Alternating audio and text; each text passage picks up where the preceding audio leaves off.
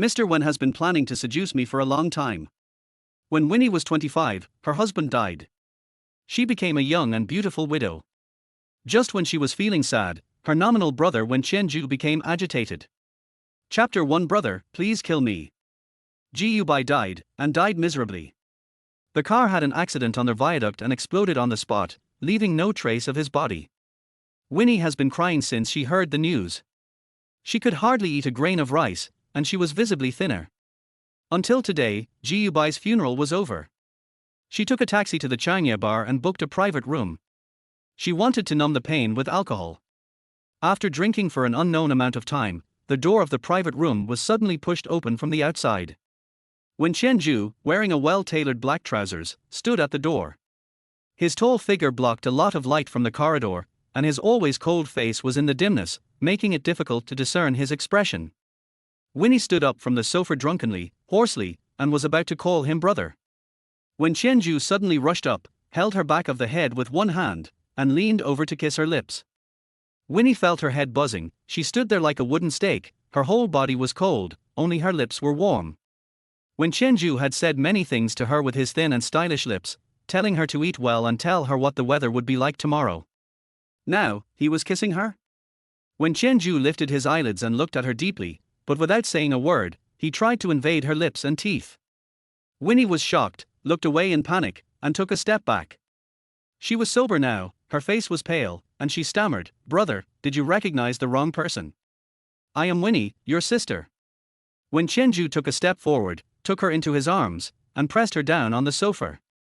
In the dark box, he whispered in her ear, "I know, I always knew." He smelled of alcohol, and he must have drunk a lot before coming, but his tone was sober and resolute, and he personally unveiled the obscure mask of these years, leaving no room for any more. "I was jealous of you and Qianzhou during the 2 years you were married. You and I should have been the closest people in the world, and no one could interfere. I should have taught you your first kiss, and I should have guided you in your first sex. What the hell is Qianzhou?" Winnie trembled all over when she heard it, and she couldn't help shouting, "He is my husband. But he is dead." Wen Qianzhou bit her earlobe, and repeated it again and again, telling her the fact over and over again. Winnie's tears flowed uncontrollably, and she began to struggle desperately, but to no avail. Wen Qianzhou's strong body still held her tightly under him. The man who had protected her for more than 10 years, the man she regarded as her closest relative in the world, now forced her to open her body. Winnie was so scared that she was shaking all over. She cried and said, "Brother, I beg you, wake up." Wen Qianzhou did not let her go. He kissed her cheek and said crazy words, "What's the use of begging now? Maybe you should kill me on the day you marry Qianzhou." Winnie turned her head to one side to avoid the kiss on her face, but she couldn't avoid it at all. She closed her eyes in panic, kicked her legs back and forth on the sofa, and cried non-stop, "Brother, I beg you, let me go, let me go." Wen Qianzhou lifted her legs, lowered his eyes to look at the tears on her face, and said in a low voice, "Don't call me brother. Tonight, I am not your brother." Winnie scratched his back with her nails, grabbed his hair with her hands, and bit his shoulders with her teeth, but it was all useless. The moment when Qianzhou entered, Winnie cried hysterically, "Kill me, brother, kill me. I don't want this." Wen Qianzhou never stopped. Her body could only be forced to rise and fall with him. Winnie cried and closed her eyes, not daring to look anymore, but the past memories of Wen Qianzhou in her head were forcibly pulled out. Winnie knew Wen Qianzhou as soon as she was born, because their two families were neighbors across the street. But Winnie had no mother and Wen Qianzhou had no father. After a while, Winnie's father and Wen Qianzhou's mother fell in love. Later, they decided to get married when Winnie was 9 years old. But the night before they were going to get the marriage certificate, the two suddenly disappeared strangely, and all the assets in the family were taken away by someone. Instantly, the burden of the family fell on Wen Qianzhou, who was only 3 years older than Winnie. But raising Winnie was not an easy task. Winnie loved beauty since she was a child. Her father would buy her a lot of beautiful clothes every year, but since her parents disappeared and the family went bankrupt, Winnie became sensible. When other girls in school wore beautiful skirts, she was a little envious, but she didn't say a word. But Wen Qianzhou couldn't bear to let her suffer any grievance. So he went to the construction site to move bricks, and he could only earn 120 yuan a day after working hard. He couldn't bear to replace his short-sleeved shirt that was almost worn out with a new one, but he was willing to spend 100 yuan to buy a new skirt for Winnie. He said that other girls had it, so Xiangxian should have it too. Winnie's nickname was Xiangxian, which carried the family's longing for her. So, if it was any other man who did what happened today, she could hate him purely, but not Wen Qianzhou. Because since she was 9 years old, she was raised by Wen Qianzhou with great difficulty. He raised her fair and clean, but he himself was scarred. So Winnie could only suffer. After a long time, Wen Qianzhou finally withdrew from her body. But Winnie refused to open her eyes. She was somewhat disgusted with herself now. She knew that the man who had just leaned on her was her brother, but her body would actually react to his touch. Even the emotions on her face had a watershed. Her eyes were crying with sadness, but her rosy lips were still panting uncontrollably because of Wen Qianzhou's actions just now. After an unknown amount of time, Winnie, with messy hair and red and swollen eyes from crying, put on her clothes and sat up from the sofa. Ignoring Wen Qianzhou's gaze, she took out the contraceptive pills that she had taken a long time ago from her bag with trembling hands. She didn't care that there was no water at the moment, so she took out the pills and swallowed them hard. Suddenly, her cell phone on the table rang. The call was urgent. Winnie picked it up, but learned a shocking news. Her mother-in-law Deng Xueping committed suicide by cutting her wrists at home. Half an hour later, Winnie arrived at Yuncheng City Hospital accompanied by Wen Qianzhou. The doctor stopped them at the door of the ward and told them that fortunately the neighbor found Deng Xueping in time, so she could be rescued. He also said that Deng Xueping's mental state is very bad now, and she may commit suicide again at any time, so it is best to let her have a hope of living. After listening to the doctor's advice, Winnie pushed the door and walked into the ward. Deng Xueping was very haggard, and she had lost a lot of weight during this period. There was no light in her eyes. She was a kind woman, but her fate was very rough. She lost her husband in her early years, her son in her middle age, and Jiubai, which was really a heavy blow to her. Winnie's heartache was streaming. She walked over and held Deng Xueping's hand tightly, shouting, "Mom!"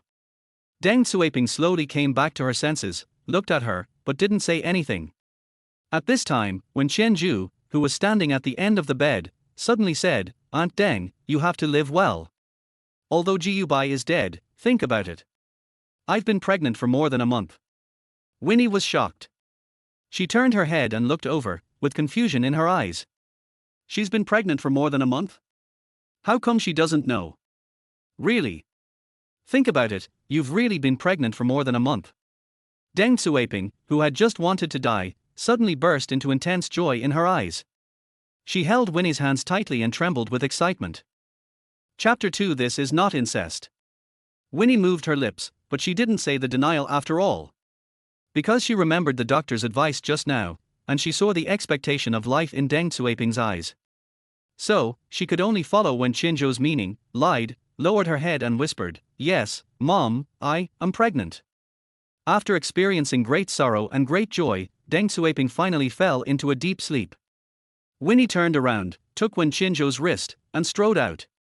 She pushed him to the empty ward next door, closed the door, turned on the light, and asked him in a panic, "Why did you say that just now? How can I be pregnant for 1 month? I can lie to my mother-in-law now, but what should I do when the baby is older in a few months?" When Qianzhou stood under the lamp, his shadow was stretched out. He calmly lit a cigarette and said, "Let's have a baby, and then take Deng Xueping home. From now on, I will treat her as a mother like you, and I will take Jiubai's place to take care of her in her old age." Winnie stood there, unable to say a word. Although Wen Qianzhou spoke in Chinese and she understood what he meant, she still felt shocked. Everything that happened tonight seemed to be off track. Her brother, who had always been calm and self-sustaining, seemed to have been cast a spell. Otherwise, how could he be so crazy? After Winnie's throat was dry for a long time, she moved her mouth mechanically and wanted to speak. But in the rush of coming out of the long night bar just now, she didn't have time to clean her lower body, and her brother's stuff flowed out. This was like evidence of a crime, reminding her that she and Wen Qianzhou were no longer innocent siblings. She was really going crazy. Winnie kept taking small steps back, muttering to herself, "No. No." Wen Qianzhou stepped forward and approached her. He trapped her in the corner, raised his broad and warm right palm, and placed it on her lower abdomen through the thin skirt on her body. It was as if their flesh and blood had been bred there. He lowered his eyes to look at her and said slowly, "Think about it, although you and I are brother and sister, we are not related by blood. So, this is not incest, it can only be regarded as a close relationship." Winnie was extremely entangled. She wanted Deng Xiaoping to have hope of survival, but she couldn't accept having a child with Wen Qianzhou. After all, their whole Yuncheng, everyone who knew them, knew that she and Wen Qianzhou were siblings. The servants at home thought so, and Deng Xiaoping thought so too, but what kind of siblings were they? They were relatives during the day, but they made love in bed at night. Winnie was very afraid that this matter would be exposed. She was still the daughter-in-law of the Ji family. If other people knew about it, how would they look at her and Wen Qianzhou? After a long time, she slid down and squatted on the ground, covering her face with her hands, trembling and saying in pain, "Brother, I will never forget that you and I have depended on each other for more than 10 years, and I will never forget that without you, I would not even survive the winter when I was 9 years old. I can die for you, but I can't love you on the level of men and women. Because family affection is family affection, and love is love. For so many years, I only regarded you as my brother." Wen Qianzhou stood in front of her silently, watching the tears seeping from her fingers. Obviously, the tears fell on the back of her own hand, but Wen Qianzhou felt that they fell on his heart, burning holes one after another. Winnie was a little bit collapsed, but she still fantasized about the good. She said in a nasal voice, "Why can't we go back to the past? Brother, let's pretend that nothing happened and we are still ordinary siblings, okay?" Wen Qianzhou took the half-burned cigarette in his palm and extinguished it. He half squatted down and looked at Winnie in silence. A complex light flashed in his eyes. After a long time, he whispered, "No, think about it." Winnie lived in a daze that night. When it was bright and Deng Xiaoping was in better spirits, Wen Qianzhou sent someone to take her to Lanwen. Winnie stayed in the living room with Deng Xiaoping for a while, and then she heard Wen Qianzhou suddenly say, "Auntie Deng, you should have a good rest here first." Qilin knew that Xiangxiang was in a bad mood, so he specially organized a game at the hot spring villa and asked me to take her there to relax. "I won't go." Winnie immediately refused. What happened last night was engraved in her bones like a knife and an axe, and she could never forget it. She was now terrified to be alone with Wen Qianzhou. Deng Xiaoping kept persuading her, "Go ahead and think about it.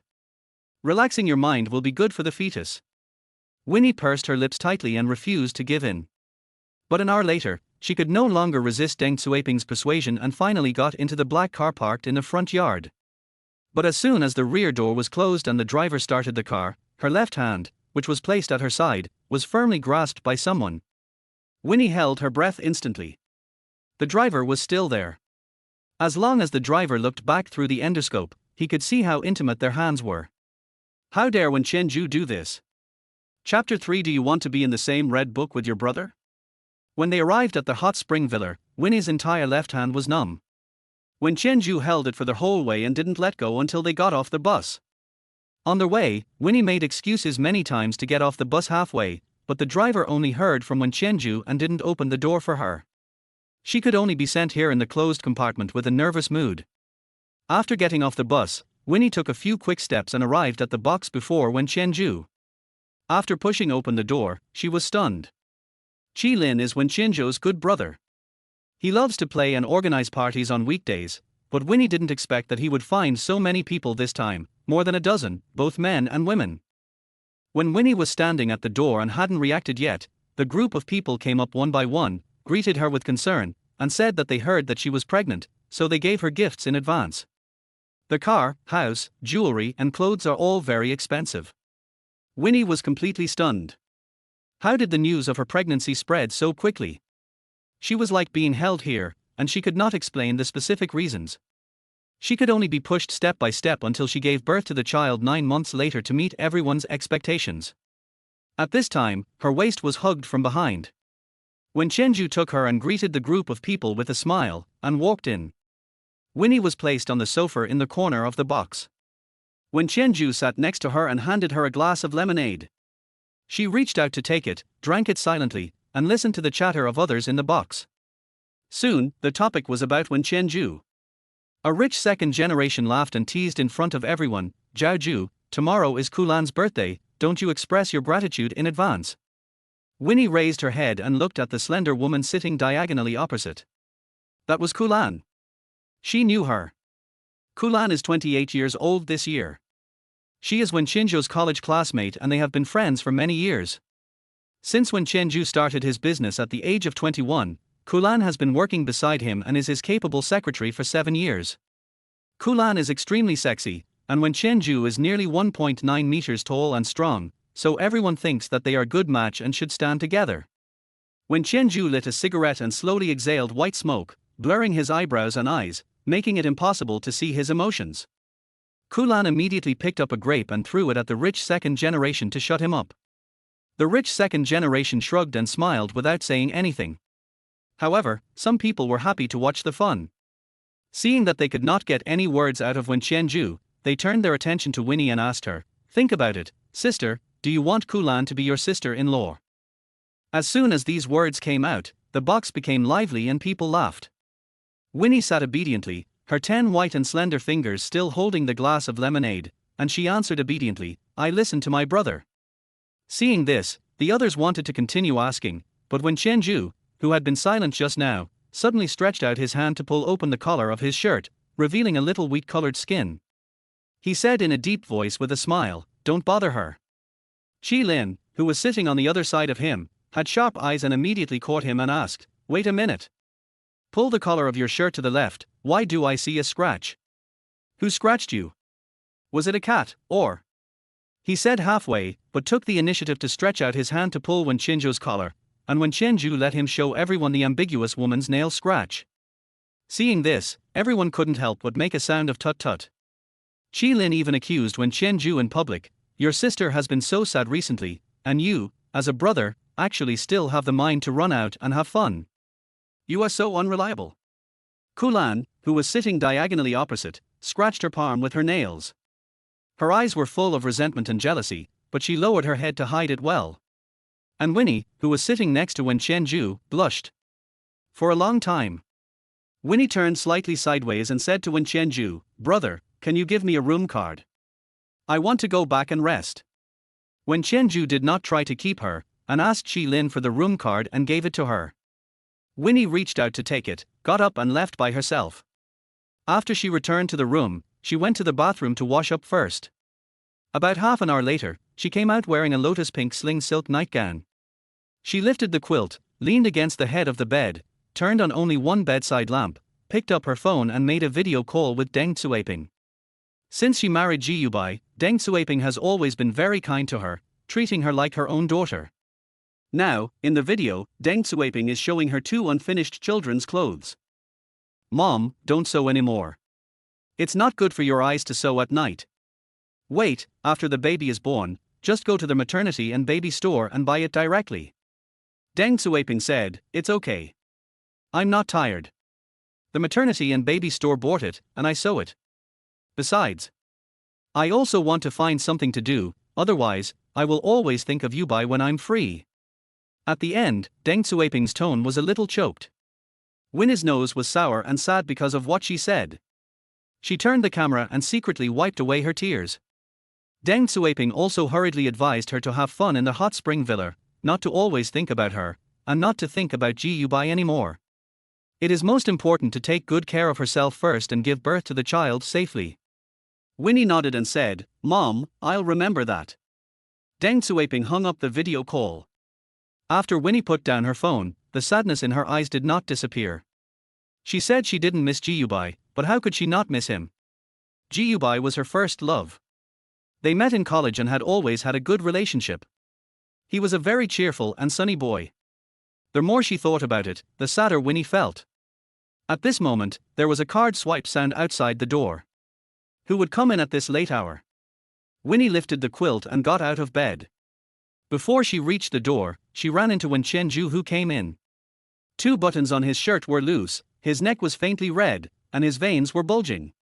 It was obvious that he had been drinking a lot. "Brother, what are you doing here? Don't you have a room? Why did you come to my room?" Winnie was panicked. She was afraid that the incident at the long night bar would happen again, so she wanted to drive Wen Qianzhou out. Wen Qianzhou closed the door with his backhand, grabbed Winnie's wrist and took her to the bed. Winnie was very scared. She kept pushing him. After getting to the bed, She also leaned against the headboard, hugged her knees with her hands, and curled up in a vigilant posture. Wen Qianzhou sat on the edge of the bed and did not touch her directly. Instead, he lit a cigarette first, took a puff, and then stretched out his left hand. His rough palm held her thin left ankle, and his thumb gently rubbed the smooth skin, and whispered, "Think about it, do you want to be in the same red book with your brother?" After Winnie was silent for a few seconds, she suddenly knelt slowly on the bed, gently wrapped her hands around Wen Qianzhou's faintly hot neck, looked at him shyly, and then quickly looked away, whispering, "Brother, can you take a shower first?" After Wen Qianzhou was stunned for 5 seconds, a subtle smile overflowed from his eyes. He just felt hot all over, so he got up from the bed and listened to her and went to the bathroom. After a while, there was a sound of water. Winnie immediately got out of bed, picked up her phone and clothes at the fastest speed in her life, and secretly opened the door. She ran away. Chapter 4. She turned her head and bit the pillowcase. It was already dark outside and the hot spring villa was very remote, so it was impossible to get a taxi. So Winnie went to knock on Kulan's door. Fortunately, Kulan was still awake and quickly opened the door. Winnie stood at the door and said a little stiffly, "Sister Kulan, can I stay with you tonight?" After being stunned for 2 seconds, Kulan opened the door completely, made way and said, "Come in." "Thank you, Sister Kulan." Winnie walked in happily. As soon as she walked to the bed, she saw the mobile phone placed on the bed, and the screen was displaying the house rental software page.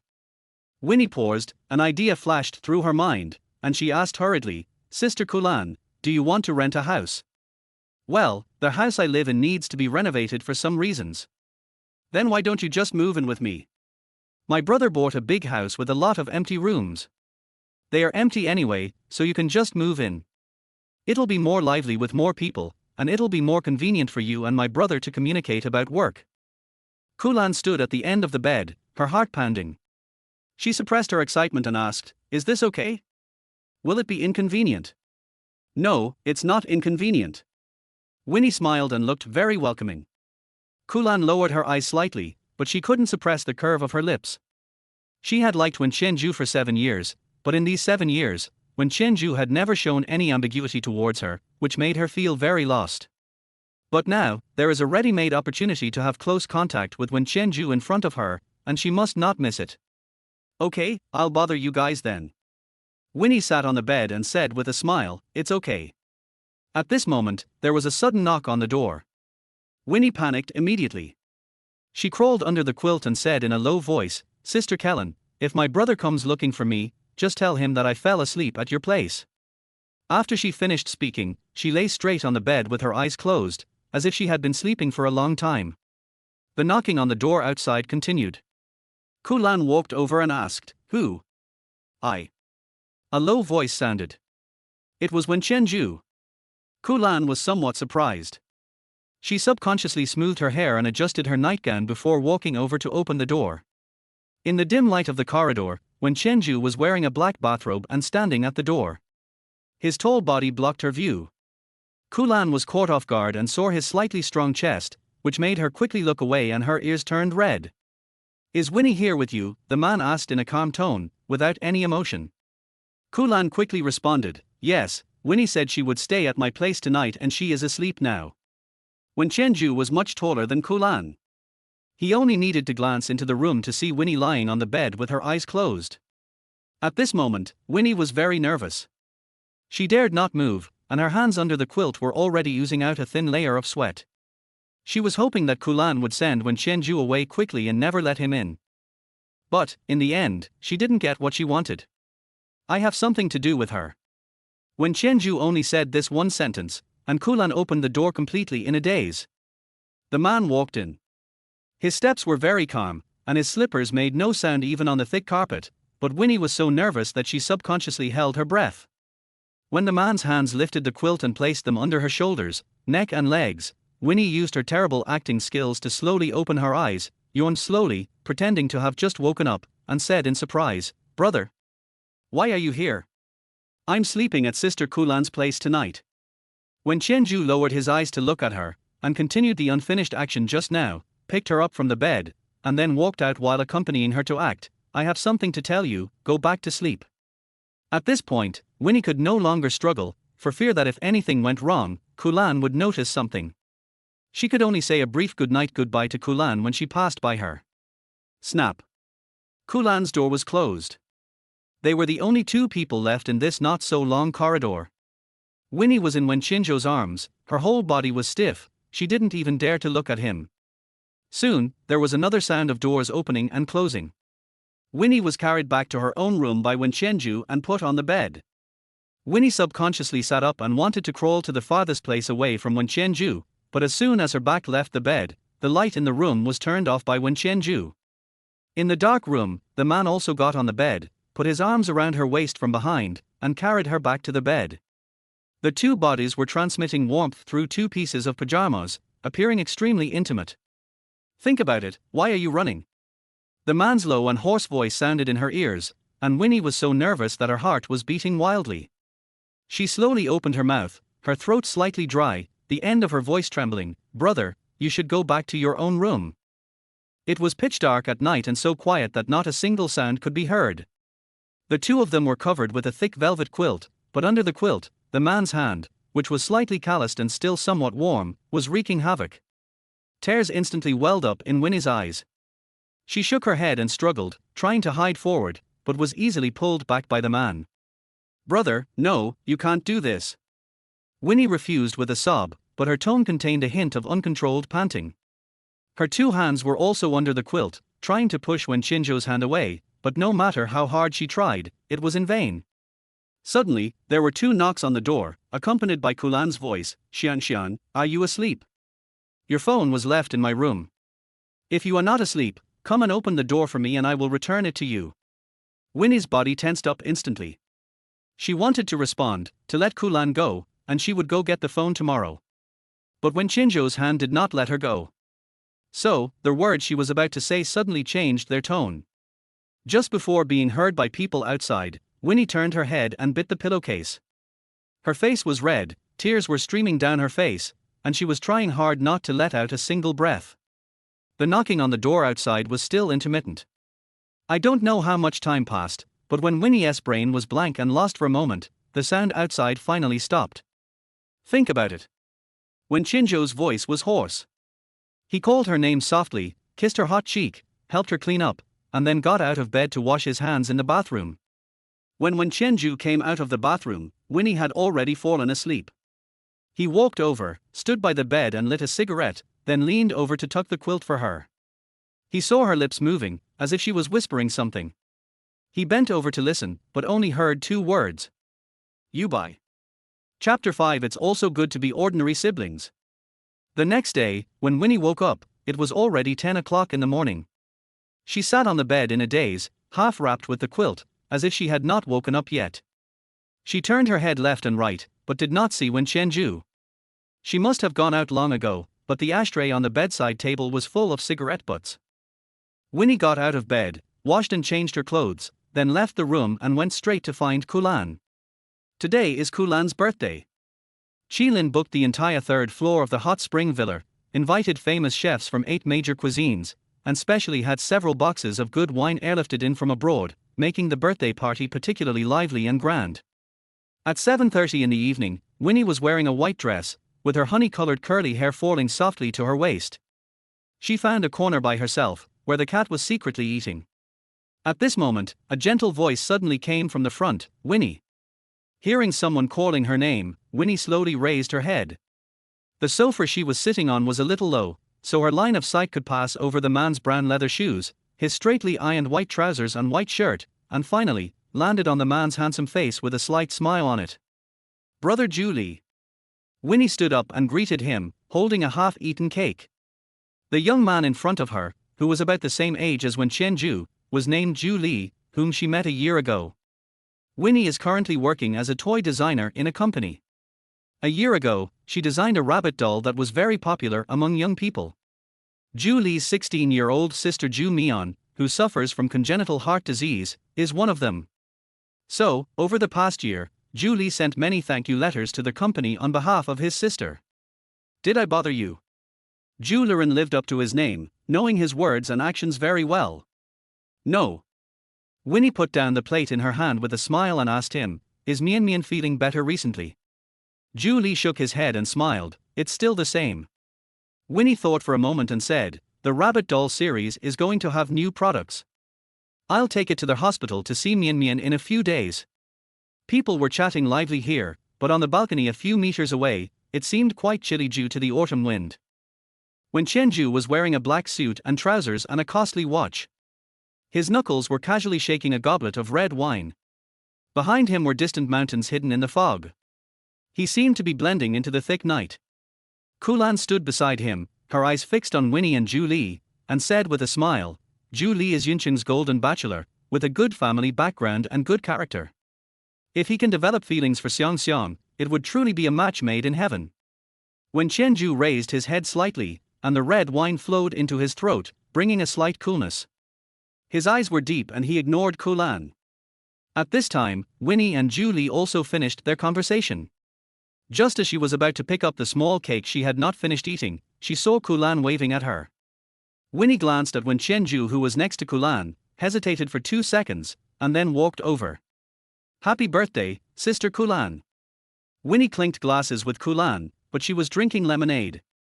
Thank you for thinking about it. Kulan was about to say something else when someone was looking for her in the distance. Kulan had to give up and went there first. On the balcony here, only Winnie and Wen Qianzhou were left. But Winnie did not leave. She first looked up at the man standing with his back against the railing, then quickly lowered her head and tightened her fingers holding the glass without making a sound. Within 2 seconds, she looked up again. This hesitant behavior eventually caught Wen Qianzhou's attention. When Winnie looked at him for the 3rd time, he looked back at her and caught her gaze. Winnie no longer hid, and carefully chose her words to explain in detail how she and Zhu Li knew each other, and how Zhu Li and Zhu Mian got along. What exactly do you want to say? Wen Qianzhou asked as the night darkened. Winnie's heart was pounding. She said, brother, Zhu Li and Zhu Mian are also siblings. Look, they are, very normal. After saying that, she quickly lowered her head, feeling very uneasy. She wanted to use the way Zhu Li and Zhu Mian got along with each other to tell Wen Qianzhou that there was nothing wrong with just being an ordinary pair of brother and sister. I also want to tell him that Zhu Li and Zhu Mian are normal, they just. At this moment, Wen Qianzhou's cell phone suddenly rang. He picked up the phone first. Winnie looked up. The man's face seemed a little blurry in the dim light, but his figure seemed even taller in the night. After a while, Wen Qianzhou hung up the phone. It seems that there is something urgent at his company, so he has to go back first. Before leaving, he walked towards Winnie, stood half a meter in front of her, reached out, wiped the lemonade stains from the corners of her lips, and gave the answer, think about it, you are not Zhu Mian, and I am not Zhu Li. After he finished speaking, the man turned and left. Listening to the sound of leather shoes stepping on the ground gradually fading away, Winnie looked at the mountains in the distance, her heart in a mess. The next day, Winnie took Kulan's car back to the city. She first went to Kulan's home, helped pack her luggage, and then rushed back to Lanbei with Kulan. The servant at home asked Winnie which guest room to arrange for Kulan, and Winnie said the one closest to my brother's bedroom. Deng Xueping saw through Winnie's thoughts and couldn't help but tease her, you are so young, and you are trying to be a matchmaker for your brother. Winnie sat on the dining chair, drinking the old hen soup that Deng Xueping had stewed for her for 2 hours, and said with a smile, I want Sister Kulan to be my sister-in-law. In the next 2 days, Wen Qianzhou did not return to Lanwen. There were a lot of things piled up in his company, and he could not spare the time. He only called home on time every day. Deng Xueping reminded him not to forget to eat, and Winnie also whispered in agreement beside him. It was not until 8:30 in the evening of the 3rd day that a car sound was heard in the front yard of Lanbei. It was Wen Qianzhou's car. He is back. The moment the car light shone into the living room, Winnie didn't know what to think. She suddenly stood up from the sofa, put on her slippers, and ran upstairs. Deng Xueping was horrified and quickly shouted, Don't run! Don't run! Be careful of the baby in your belly. Winnie had almost forgotten about the child. When she heard this, she immediately stopped running, protected her belly with her hands, and walked upstairs in small steps. After a while, Wen Qianzhou climbed up the stairs from outside. It was just the beginning of autumn in Yuncheng at this time, and the weather was sometimes warm and sometimes cold. This night, with the strong wind, it was extremely cold, and Wen Qianzhou's coat was stained with a lot of coolness. He stood at the entrance, glanced into the living room while changing his shoes, and asked, "What do you think?" Deng Xueping said, "I'm tired and sleeping upstairs." Wen Qianzhou didn't say anything. He took off his coat and was about to hand it to the servant, but the servant didn't take it. It was Kulan who took it. Chapter 6. I will be gentle and won't hurt you. Wen Qianzhou called before he came back tonight, so no one in the family except Winnie, their pregnant woman, had dinner and was waiting for him to come back to eat together. Wen Qianzhou had never set this rule, but Deng Xueping was old, and she always felt that family members had to eat together at the same table to feel the warmth of home. Soon, the lights in the restaurant came on, and with the busy work of the servants, hot meals were placed on the table, and everyone took their seats one by one. Deng Xueping said, "Zhaozhu, I have thought about it carefully these past few days. Although Xiong married Yubai is dead after all. Xiong is only in her 20s. She should have a happier life in the future and should not be trapped like this. So, I plan to let Xiong give birth to the child and I will take care of the child. If Xiong meets a suitable man in the future and gets married again, I have no objection. At that time, you, as her brother, can still help with advice." Wen Qianzhou paused in picking up the food and looked over. Kulan echoed, "Aunt Deng, it's rare to see a mother-in-law as reasonable as you nowadays." Deng Xueping sighed softly, "I really like thinking about this child." At the dinner table, Wen Qianzhou remained silent. Only Deng Xueping and Kulan talked non-stop. They listed almost all the men of similar age and conditions in Yuncheng. Kulan even mentioned Zhu Li. Snap. A voice neither light nor heavy was heard. It was Wen Qianzhou who gave up his job. He stood up from the dining chair and said, "Aunt Deng, take your time eating. I'll go upstairs first." Before leaving, he looked at Kulan again and whispered 3 words, "Don't talk while eating." Kulan's high spirits instantly fell to the bottom and her face turned pale. Upstairs, the bedroom. After Winnie came out of the bathroom, she was wearing long-sleeved pajamas and a bun on her hair. She was applying a facial mask and walked to the door. She leaned sideways and put her ear against the door panel, trying to listen to the sounds downstairs. The absurdity of that night at the hot spring villa has made her unable to face her own legs to this day. She had a physique that was prone to scarring, and now there was a faint blue fingerprint from the man on her fair right leg. Therefore, she no longer dared to look Wen Qianzhou in the eye at night. Otherwise, she would feel uncomfortable. Winnie lay at the door for a long time but didn't hear any sound. The houses in Blue Bay were very well soundproofed. She slowly straightened up, locked the door, and put a chair in front of it. Then she checked the time and went to the bathroom to take off her mask and wash her face. When she finished her work and came out, it was almost 9:30. She checked the window again and made sure it was locked. Then she returned to bed with peace of mind, threw back the quilt, lay down, and fell into a comfortable sleep. But in the middle of the night, when she was half asleep, she suddenly felt itchy on her face, as if something was touching her. Winnie subconsciously reached out to slap it away, but within 2 seconds, the thing came back again. Winnie was so annoyed that she opened her sleepy eyes. It didn't matter that she opened her eyes, she almost screamed on the spot. Wen Qianzhou wore a black bathrobe, but the belt was not tied too tightly, revealing a lot of his firm wheat-colored chest. 2 small strands of hair hung down from his forehead, drooping wantonly on his left eyebrow bone, making him look cold and hard, yet a little unpredictable. At this moment, he was sitting beside the bed, looking at her calmly. Winnie sat up from the bed. She looked at the door and then the window, but didn't see any signs of being pried open. Even the chair against the door was still there. So how did Wen Qianzhou get in? When she was puzzled, Wen Qianzhou suddenly reached out his big hand and pulled her out from under the quilt. When Winnie reacted, she was already pinned down on the bed. She was about to struggle desperately, but Wen Qianzhou leaned over, gently touched her hair, and whispered in her ear, "Don't be afraid, I won't touch you, I will only tattoo a mark on you." Winnie turned her head to look and found that Wen Qianzhou had got a set of well-made silencer tattoo tools from somewhere. "No, let me go." Winnie was so scared that she lowered her voice and tried to resist. "I don't want a tattoo. I'm afraid of the pain. Brother will be gentle and won't let you feel any pain." Wen Qianzhou said this, but he had already sat on her thighs, completely pinning her down. He first tilted his head to light a cigarette, took a puff, exhaled white mist, and activated the tattoo device through the blur. When the skin on her lower back felt numb and tingling, Winnie's 10 fingers sank deeply into the soft pillow. She held on tightly, her body tense, afraid that the cold instrument would accidentally pierce her body. Just when she was extremely anxious, a cigarette butt soaked with Wang Herlu's cigarettes was suddenly handed to her mouth. "Hold it in your mouth, it will be fine soon." Wen Qianzhou's voice came softly, soothing. Winnie glanced at it but didn't answer. She sobbed softly twice and buried her face in the pillow. Wen Qianzhou didn't force her and put the cigarette back into his mouth. At this moment, the door rang. It was Deng Xueping who got up at night. She was still thinking about what they had talked about at the dinner table. She looked at the time. It was only 10:30 in the evening. Normally, Winnie would not be asleep at this time. So, she planned to talk to Winnie and let Winnie not have any psychological burden about the future. "Think about it, are you asleep? Mom wants to chat with you." The moment Winnie heard Deng Xueping's voice, her whole body tensed up.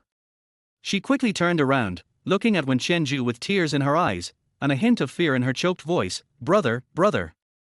Wen Qianzhou held her waist with his left hand, and still held the tattoo machine in his right hand, concentrating on his work. He ignored her crying and Deng Xueping's voice. Winnie's psychological defenses were about to collapse. The person standing outside was none other than her mother-in-law. She couldn't bear to think about how embarrassing it would be if her mother-in-law found out that she and her brother were so close. Deng Xueping did not leave and was still knocking on the door outside. She was different from Kulan, who knocked on the door that night. She was old and tended to have wild thoughts in her mind. Winnie had not responded for so long, and she was afraid that something had happened to Winnie in the room, such as falling in the bathroom, and no one cared. The more she thought about it, the more scared she became.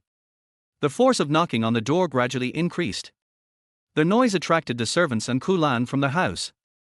After hearing Deng Xueping's concerns, the servants helped knock on the door one by one. Kulan used her cell phone to call Winnie, but couldn't get through. This made everyone panic. A servant went to knock on Wen Qianzhou's door, but got no response. Deng Xueping even imagined that Wen Qianzhou's enemies in the shopping mall had secretly come to kill the family. She stood there trembling, her face pale as she said, "Call the police. Dial 119. In the room, Winnie almost went crazy after hearing these words. Chapter 7. I can only keep asking him to please. She turned back again and cried, "Brother, I beg you, please stop." In the dark night, when Qianzhou's gaze fell on her eyes filled with tears. 3 seconds later, he asked, "How do you beg?" Winnie felt a tingling sensation in her lower back. She pursed her lips gently, not knowing what to do. She could only keep begging him to stop the tattoo machine so that she could take a breath and talk to her mother-in-law after her voice returned to normal. Otherwise, by the time the police and firefighters arrive, it will be too late. Her affair with Wen Qianzhou will be ruthlessly exposed this night. Then she really doesn't want to live anymore. "Brother, I don't know." Winnie lay on the bed, pinching a small piece of pillow and wiping the tears from her face. Wen Qianzhou looked at her deeply and made a suggestion, "Kiss me. If you take the initiative to kiss me, I will stop." Winnie looked up and looked at him in surprise. With the moonlight pouring in through the window, the two of them met each other's eyes. Winnie's gaze gradually moved down from his deep eyes, fell on his high nose bridge, and then hurriedly fell on his lips. Someone outside had started banging on the door with something, and the force of the blows made a muffled sound, in sync with her heartbeat. Winnie's hands helplessly grasped the bed sheet, and she slowly leaned forward. When she felt the man's breath, she stopped. She repeated this several times. She was about to be tortured crazy. Finally, she made up her mind, closed her eyes, and simply kissed him. She pecked him lightly and was about to leave, like a bird pecking at food. Wen Qianzhou didn't feel any pleasure from being kissed. Of course he wouldn't let her go just like that, and when she was about to step back, he suddenly reached out and grabbed the back of her neck, invading her lips and teeth, stimulating her senses and temperature, and kissing her passionately. After a full 2 minutes, Wen Qianzhou let her go.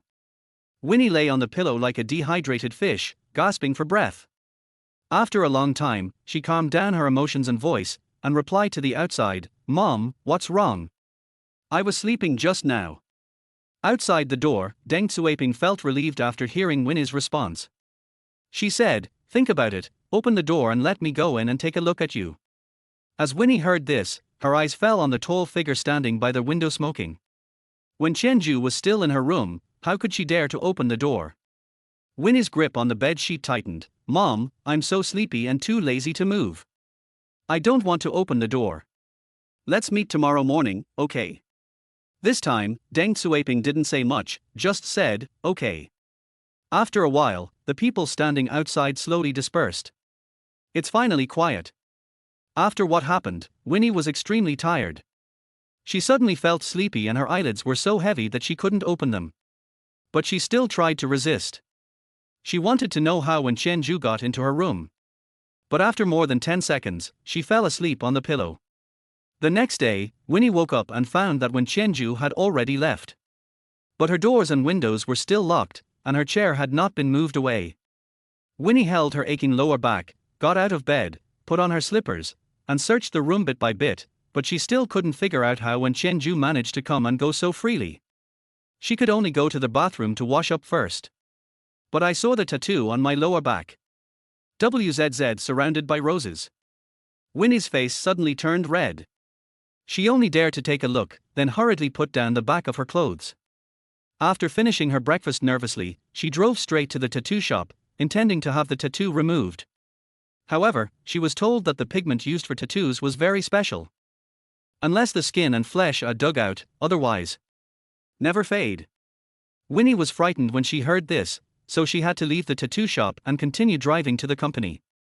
She was busy until about 4 o'clock in the afternoon. After get off work, she took the latest model of stuffed rabbit and drove to the hospital to see Zhu Mian. Unexpectedly, I met Wen Qianzhou and Kulan in the hospital's parking lot. The moment Winnie saw Wen Qianzhou, she turned around and wanted to run. Chapter 8. She is very bold. Winnie. The moment she heard Wen Qianzhou's voice, Winnie's whole body suddenly froze in place. Her heart beat faster and faster, making her consciousness a little fuzzy. She seemed to experience the numbness and tingling when she was forced to get a tattoo last night. She turned around slowly and greeted them unnaturally. Brother, Sister Kulan, what a coincidence, why are you here? Wen Qianzhou was standing next to Kulan, his face calm and his eyes deep, but Winnie didn't dare to look him in the eye. He turned his gaze to Kulan. I saw Kulan's lips opening and closing, as if he was saying something. But she was so confused that she didn't hear anything clearly. By the time Winnie realized what was happening, they had already gone to the orthopedics department. She sat with Kulan on a chair outside the corridor. Kulan's injured right ankle had been treated. Winnie sorted out her thoughts, tightened her grip on her bag, turned her head and whispered, Sister Kulan, do you want to go to the movies with my brother? Kulan seemed a little shocked by her proposal, but the yearning in her eyes could not be concealed, and finally she just said, how can your brother have the time? Winnie took out her phone, searched for movie schedules, picked a horror movie, and reserved the last row. She smiled and said, I'll find a way. A few minutes later, Kulan was pushed away by the company's people. Winnie stood up from the chair, picked up the gift bag, and went to the inpatient department to see Zhu Mian as planned. Wen Qianzhou, who had been making a phone call by the window, came over and accompanied her. On their way from the orthopedics department to the inpatient department, the two of them didn't talk all the way, and Winnie was always nervous. Until I saw Zhu Mian. When she handed Zhu Mian the latest rabbit doll, Zhu Mian was very happy and held it tightly. Winnie then chatted with her and introduced her brother Wen Qianzhou to her. She deliberately talked to Zhu Mian about many topics about brother-sister relationships, and let Wen Qianzhou listen intentionally or unintentionally, hoping that this would have a kind of Dao Ti Ching effect on him, so that no matter what happened in the Long Night Bar or in Blue Bay last night, don't let it happen again. When the visit ended and Winnie and Wen Qianzhou walked out of the inpatient department, it was already 5:30 in the evening. Wen Qianzhou stood on the steps in the corner, lit a cigarette, and looked at Winnie through the thin layer of smoke. Do you want to eat at home or outside? Winnie stood before him and made no answer. I looked up at him quietly for a long time. Just as Zhu Mian hoped Zhu Li would, she also expressed her best wishes to this brother who had depended on her for more than 10 years. I hope he is safe, healthy and happy. Instead of being entangled with her like this. Winnie took a step forward, stood on tiptoe in the autumn breeze, and whispered in his ear, Brother, see you at the Red Duke Cinema at 8 o'clock tonight. After saying that, she ran away. In the rustling cold wind, Wen Qianzhou's usually rational and calm face was a little stunned for the first time. Their half-burned cigarette was between his finger bones, fading in and out. That night, 7:45. Red Duke Cinema. Wen Qianzhou came as promised. He wore a well-ironed white shirt and trousers, and because of the season, he also put on a black coat. His leather shoes were polished to a shine, and his coat was clean without a single hair on it. Standing on the floor of the theater, among a group of young people, he had the composure and stability of a mature man. Not only that, he was holding a bouquet of flowers in his arms. It was a bouquet of white roses carefully selected by him and carefully wrapped by the florist. Time passed by, and the theater broadcast sounded, announcing that tickets for the latest horror movie could start to be checked. Groups of people passed by Wen Qianzhou one after another, and the huge cinema soon became a little deserted. At this time, the elevator in the distance arrived at this floor. Wen Qianzhou looked over immediately. The moment the elevator door slowly opened, he took a step forward to greet it. But before his shoes touched the ground, he stopped all movements. The person who walked out of the elevator was not Winnie, who had gone home and dressed up carefully for the date. It's Kulan. It was already 10 o'clock in the evening when Winnie finished the last design draft. Wen Qianzhou and Kulan haven't come back yet. Winnie was afraid that Wen Qianzhou would enter her room quietly like he did last night, so after thinking it over, she sneaked into an empty guest room, locked the door, and planned to sleep there for the night. But when she was half asleep in the middle of the night, she was awakened by a stimulating soundtrack with the volume turned down.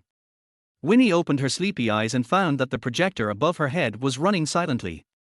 On the whiteboard opposite the bed, the picture played was a woman in a red dress combing her hair in front of the mirror in the middle of the night. As the woman was combing her hair fell off. Winnie was so frightened that she woke up instantly and almost jumped out of the bed. Only then did she realize that Wen Qianzhou, who had returned at some point, was sitting next to her elder brother. Winnie was a little surprised and didn't know how he got in, but in the dim light, she found that he had not washed and was still wearing outer clothes. 2 buttons of his white shirt were undone, his cuffs undone, and his sleeves rolled up twice, revealing his strong and powerful arms with blue veins. He leaned against the headboard with his long legs wrapped in suit pants, one bent and the other flat. He smoked in silence, his eyes fixed on the whiteboard, but the various horrific scenes projected on it seemed to have no effect on him. Winnie shrank into the quilt, not daring to even look at the scene, but if she looked carefully, she would find it. This is the new horror movie that is released in theaters tonight. Wen Qianzhou didn't respond to her and continued smoking the cigarette between his fingers. Suddenly, there was a loud bang outside. Thunder and lightning. Winnie then remembered that the weather forecast said there would be heavy rain tonight. She was startled by the rumbling sound and shrank slightly in her blanket. At this moment, Wen Qianzhou suddenly turned aside and put out the cigarette but on the cigarette box. His demeanor was so calm that no one could foresee any crisis in advance. So, when Wen Qianzhou turned around and looked over, Winnie tried to escape again. It's too late. Chapter 9, Driving Away at Night. Winnie stared at the man covering her, and only then did she realize why Wen Qianzhou was in such a bad state that night. She hurriedly stretched out her hand, and her palm, which was slightly damp from anxiety, fell on the man's strong shoulder. She kept pushing him away while saying, "Brother, I was wrong, I was wrong." She hoped that by apologizing sincerely over and over again, the man would calm down and stop his actions. But Wen Qianzhou did not do as she wished. Winnie could only resist violently, but the more violently she resisted, the closer their bodies became. Finally, Winnie couldn't control her tears and cried out, "Brother, I was wrong, I know I was wrong, I shouldn't have lied to you, please stop." Wen Qianzhou at this moment was cold and silent. His strong figure showed a slightly honey-colored luster under the dim light of the projector.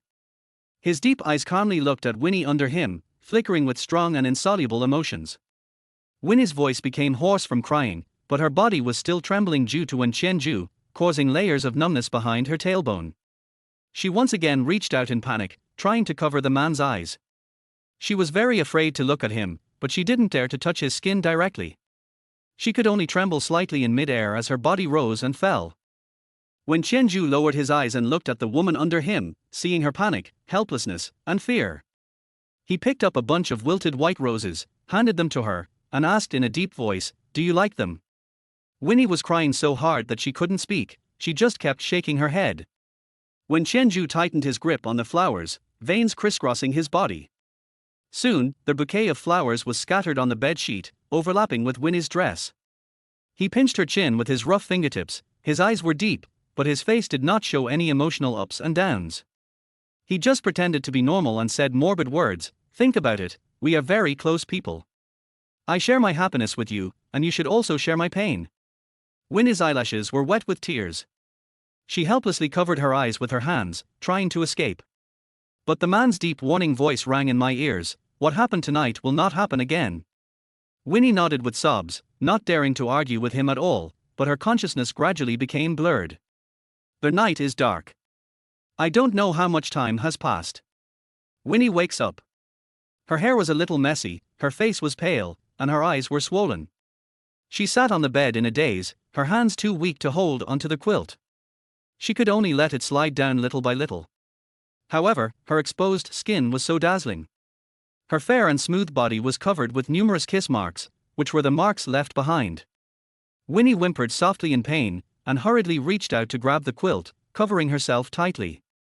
At this time, on the other side of the bed, Wen Qianzhou was still sleeping.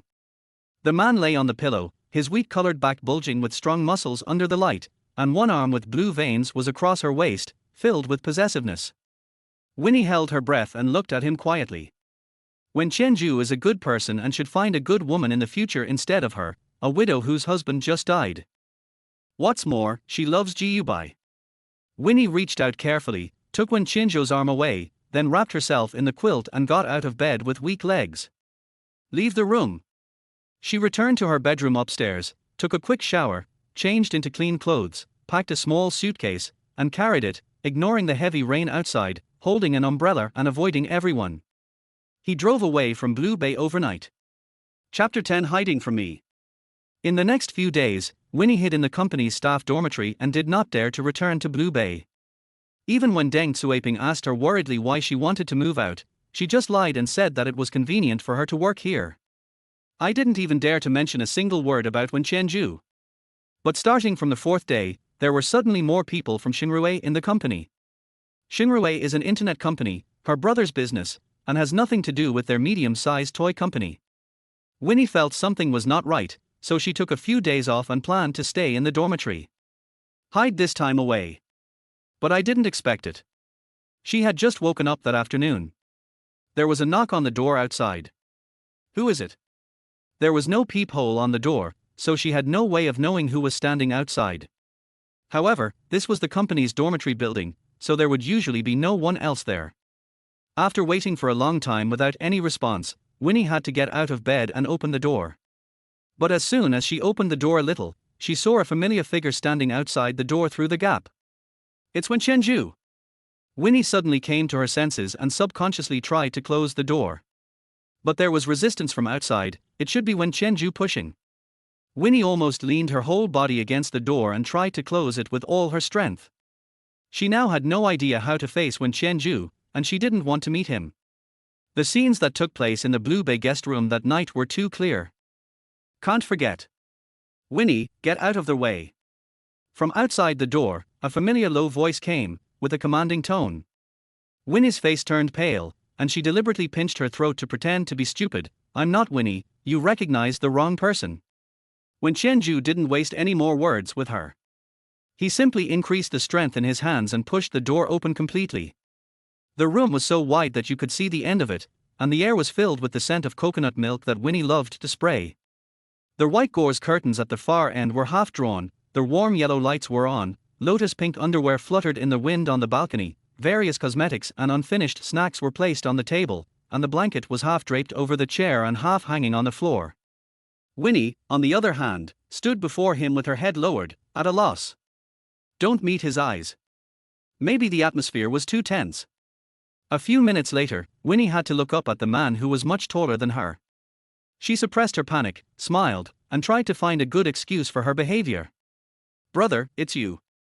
I didn't recognize your voice just now. Wen Qianzhou didn't expose her lame excuse and asked directly, why didn't you go home during this period? Winnie said nothing. Hide from me. Winnie lied again subconsciously, no. Wen Qianzhou looked at her, walked in, and said, since you are not hiding from me, then I will stay here with you for a while. Chapter 11 Just a big bed. No. Winnie quickly spoke out to stop him. Why not? The room is too small to accommodate 2 people. It doesn't matter, as long as the bed is big enough. Wen Qianzhou loosened his tie as he spoke and walked to the bathroom, intending to sleep at her place later. Seeing him like this, Winnie was so anxious that she rushed into the bathroom, pulled him out and pushed him away. But through the frosted glass door, I could vaguely see the figure of the man inside. He seemed to be unbuckling his belt. Winnie quickly turned her back. I don't know how much time has passed. When Qianzhou finally came out, he sat in her chair, not looking like a guest at all, and lit a cigarette, the tobacco burning slowly. He was flipping through a pile of toy design sketches on the table. Winnie stood by the window farthest from him, feeling the wind, but her heart was not at peace at all. She was brainstorming about how to get her brother away. But until it was almost dark, no solution was figured out. Winnie could only pack a bag, put it on her back, and walked over. Brother, you stay here by yourself. I'll go find a hotel outside so it won't be crowded. Otherwise, I'm afraid you won't be able to sleep well. After saying this, she was about to leave, when Qianzhou suddenly grabbed her forearm. His palms were warm, dry, and covered with thin calluses. It reminded Winnie of certain times. She took it back hastily. But I never broke free. I don't live in Lanwan, I don't live in the dormitory, so where I am, you won't live there. Winnie didn't expect him to be so blunt. For a moment she didn't know what to say, so she lowered her head, strained her strength, and continued to walk. When Qianzhou suddenly pulled her into his arms. Let her sit on your lap. Even through the fabric of her suit pants, Winnie could feel the strong muscles in the man's legs. The strong force made her extremely uneasy. Think about it. But he was restricted in his path. When Qianzhou raised his eyes, his dark pupils looking at her pursed lips and fair neck. He reached out to brush away a strand of her hair, and his fingertips fell on her lips, gently stroking them back and forth. Restraining myself and relieving the restlessness that had come from not seeing each other for many days. When Winnie was touched by him like this, her heartbeat gradually increased and was about to reach its peak. But he let her go. There was no deep kiss, no going to bed, which made her feel relieved. Think about it, why are you hiding? I am the closest person to you in this world. Blue Bay is not a place you should be afraid of. It is your home and you should go back. So, be good and give me an answer before you get off work tomorrow night. After Wen Qianzhou finished speaking, he answered the phone and left. Winnie sat alone in a chair, with a dazed look in her eyes. But the news she heard from the company group next made her heart fall to the bottom in an instant. It turned out that people from Xingrui suddenly appeared in the company these days and were carrying out an acquisition plan. If the acquisition is successful, her interactions with her brother will only increase. Winnie couldn't see the future, so she leaned back in her chair, her hand holding the phone hanging beside her, and she let out a long sigh. A sleepless night. The next day was a busy day. As it was almost time to get off work, Winnie remembered what Wen Qianzhou had said to her last night. Ask her to call him before she gets off work. It looked like a phone call, but in fact it was forcing her to make a choice. Should she pretend nothing happened and return to Blue Bay now, or wait for Wen Qianzhou to completely acquire her company? Winnie was in great distress. But I received a call from Zhu Mian. Zhu Mian wanted to invite her to dinner to thank her for the rabbit doll she sent him. Winnie agreed. After the two met, Winnie was not in a good mood for dinner, and Zhu Mian asked her the reason. Winnie didn't hide it and said, "My brother is going to acquire the toy company I work for. After the acquisition, I think it will go in the direction of games, so I may not design rabbit dolls anymore in the future." Zhu Mian was stunned for a few seconds after hearing this, and then he spoke, "Don't worry, sister. My brother actually had the idea of buying your toy company some time ago. If my brother buys it, he will definitely let you continue to design toys well." Really? Winnie's eyes suddenly lit up.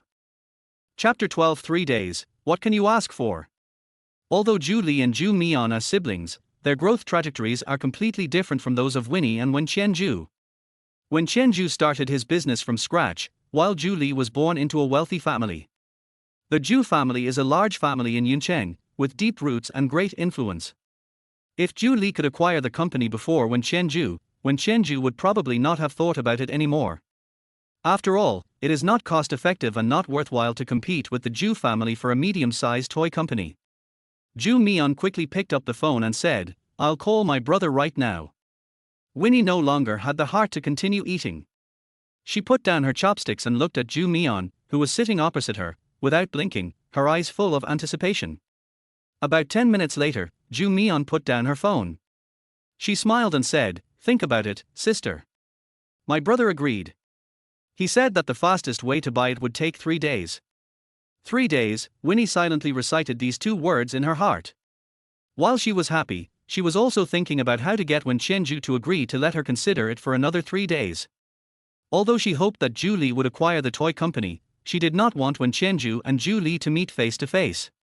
She did not want Wen Qianzhou to suffer any damage in this unwarranted competition. So, after finishing her meal and sending Zhu Mian back to the hospital, Winnie called Wen Qianzhou. However, he didn't expect that it was not Wen Qianzhou who answered the call, but Kulan.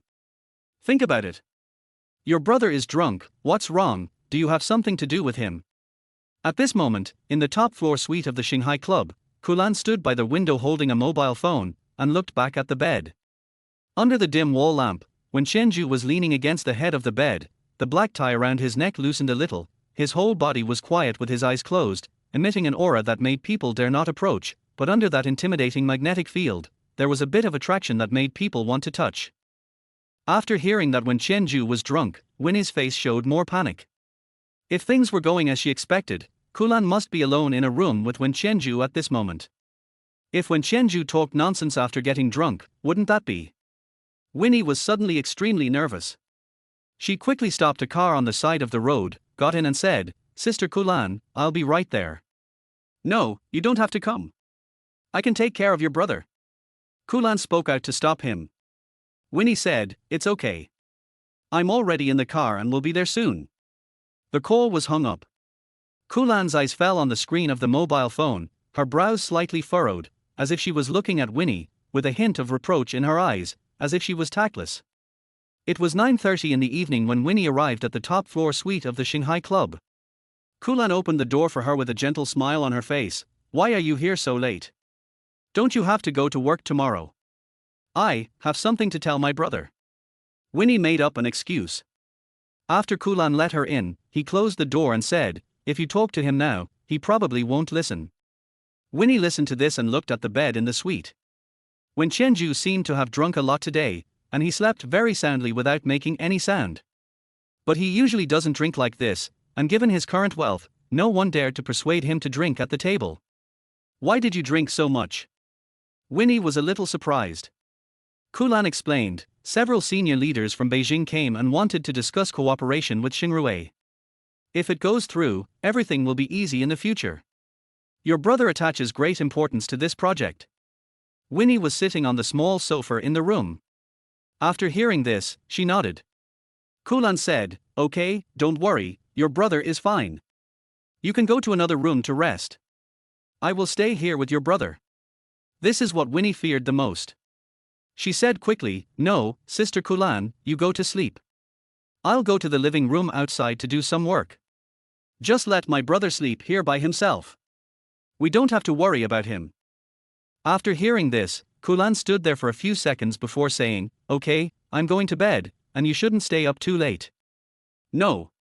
Winnie smiled and walked out of the room with her.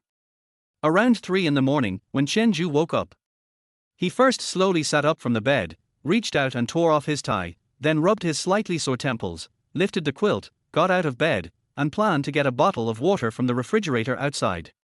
But as soon as he walked out, he saw Winnie sitting on the dark blue carpet, sleeping soundly on the coffee table. When Qianzhou paused for a second, then went to the refrigerator to get a bottle of water, unscrewed the lid and drank several sips before walking to the coffee table. Winnie was sleeping soundly, her thin back and slumped waist rising and falling slightly with her breathing. The white dress she was wearing exuded a layer of softness under the warm yellow light, and shadows cast a dim shadow around her body. When Qianzhou walked over and sat on the sofa, there was no emotion on his face. He just leaned forward, reached out his hand and gently touched her cheek, then slid it down to her lips, stopped, pressed a little harder, and suddenly felt something soft on his fingertips. Winnie opened her eyes dazedly and met Wen Qianzhou's gaze. She quickly stood up, sat up straight, and moved away from Wen Qianzhou's touch, and whispered, "Brother." Wen Qianzhou sat back slowly, looked at her with deep eyes, and asked, "Why are you here?" Winnie said hurriedly, "Brother, can you give me another 3 days? I want to think about it carefully. I will give you an answer in 3 days.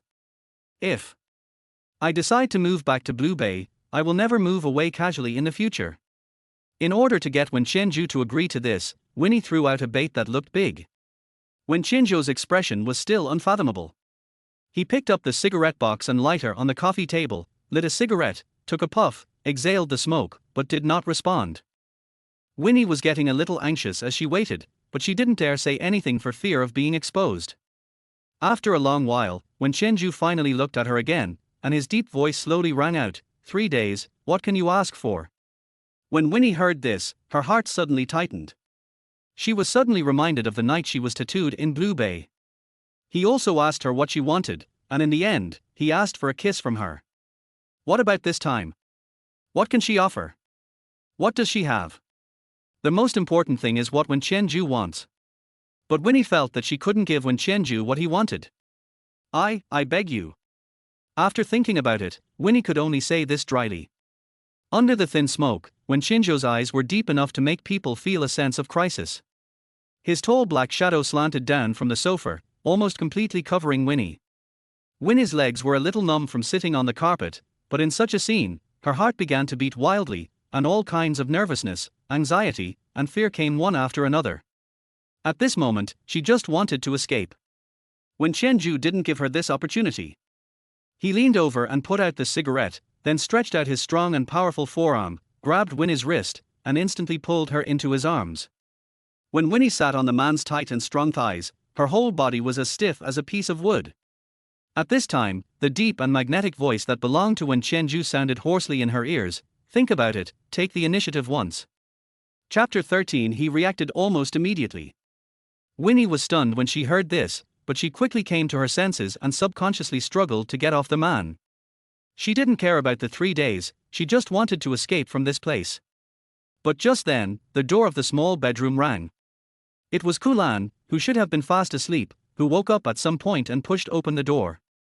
Winnie was so panicked that she bent down instantly, her upper body trembling slightly with fear, and curled up in the man's chest. She wanted to take the opportunity to sneak away, but the man's hot and broad hands tightly clamped her thighs, making her unable to move. Winnie was so anxious that she was about to cry. She raised her head and looked into the man's eyes, begging silently, "Brother." She wanted Wen Qianzhou to wake up. After all, Kulan was standing not far away. She could walk over in a few steps and see everything and how close they were. The consequences would be horrific. Winnie's heart rate soared with nervousness, and the sound of her heartbeat filled her ears. Wen Qianzhou remained calm and composed.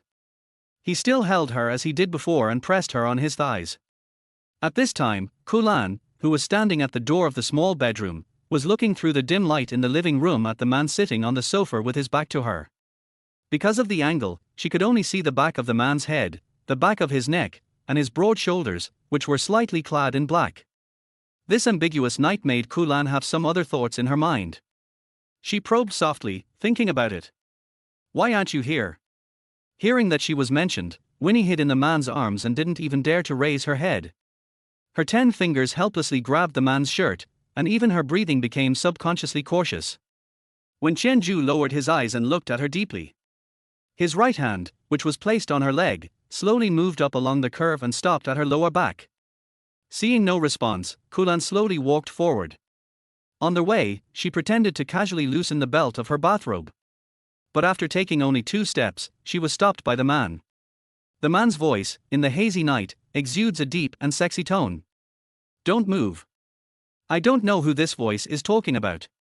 Should he tell Winnie, who was trembling slightly in his arms, to stop moving, or should he tell Kulan not to move forward? But Kulan finally stopped. "Winnie has something to do, so she's leaving first."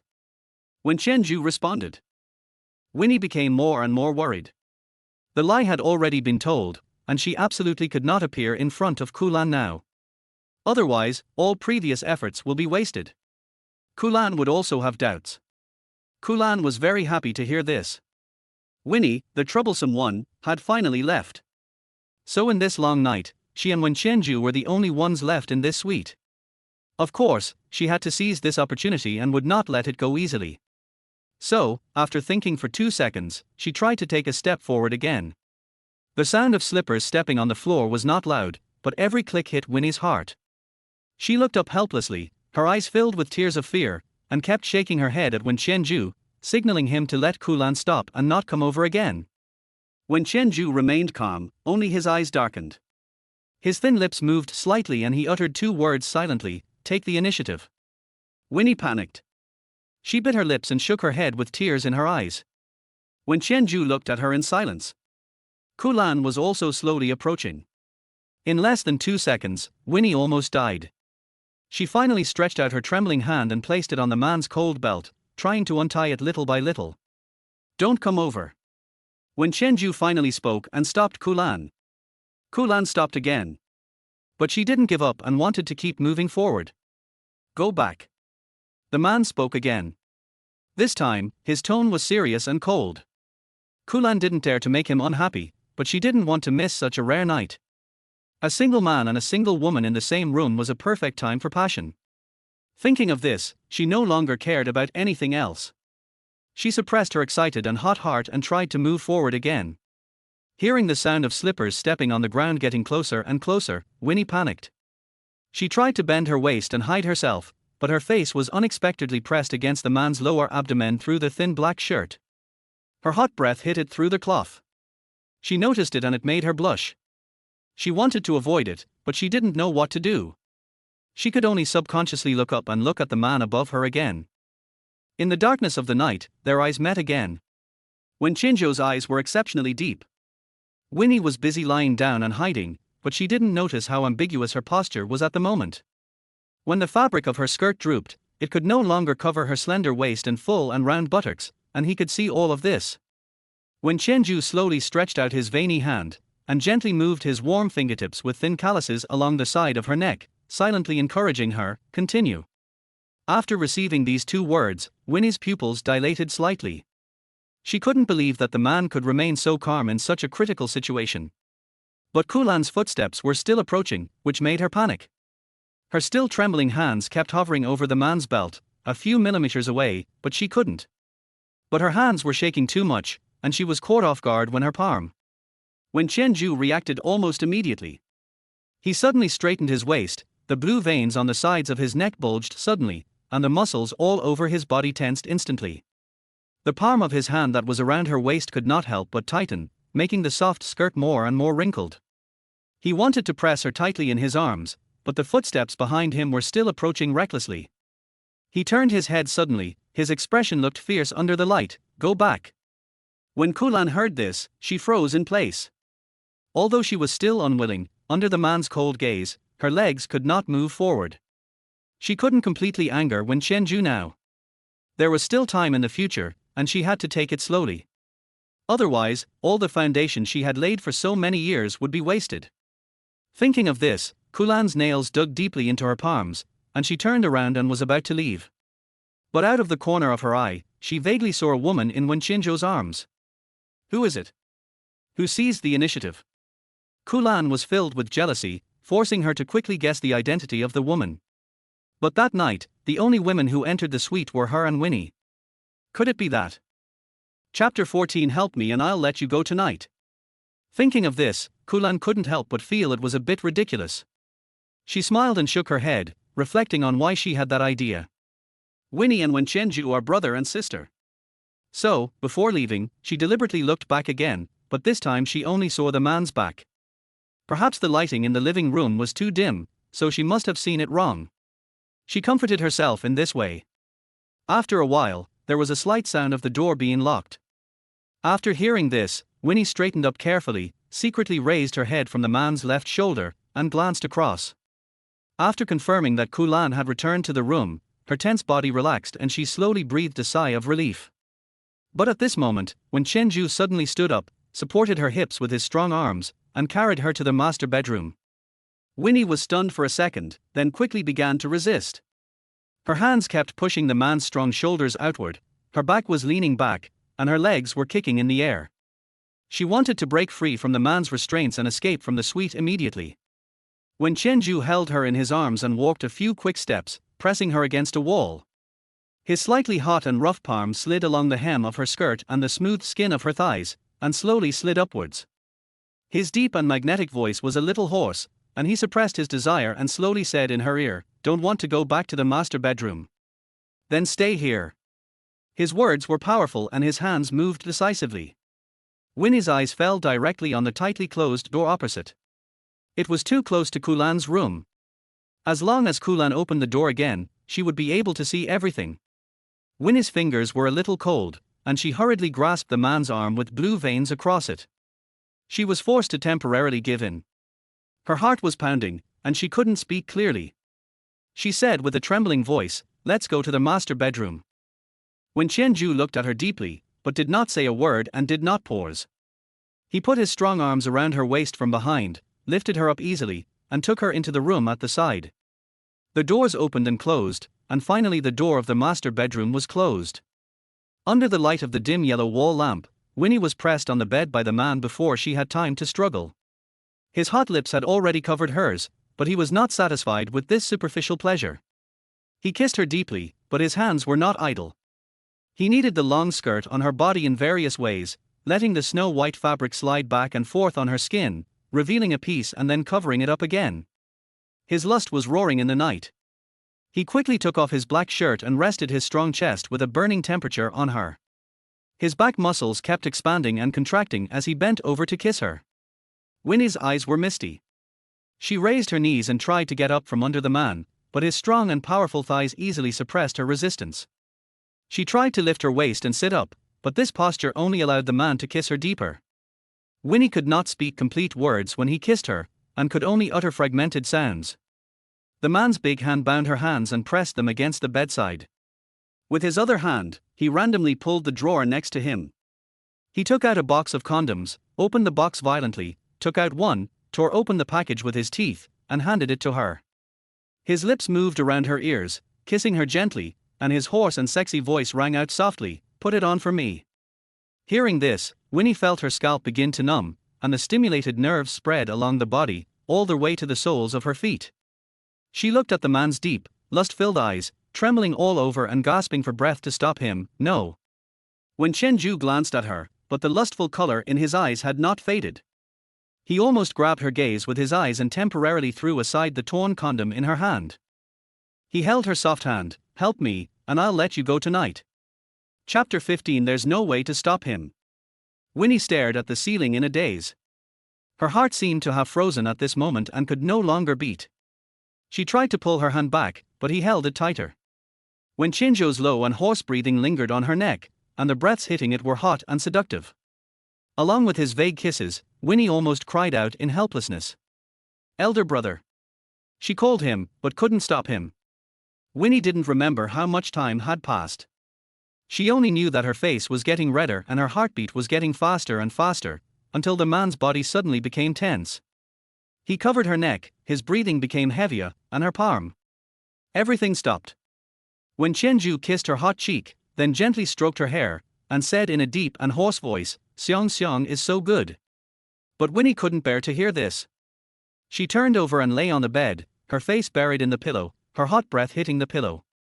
She had not yet recovered from the stimulation just now, and she didn't even dare to close her hands. Winnie's psychological defenses were about to collapse.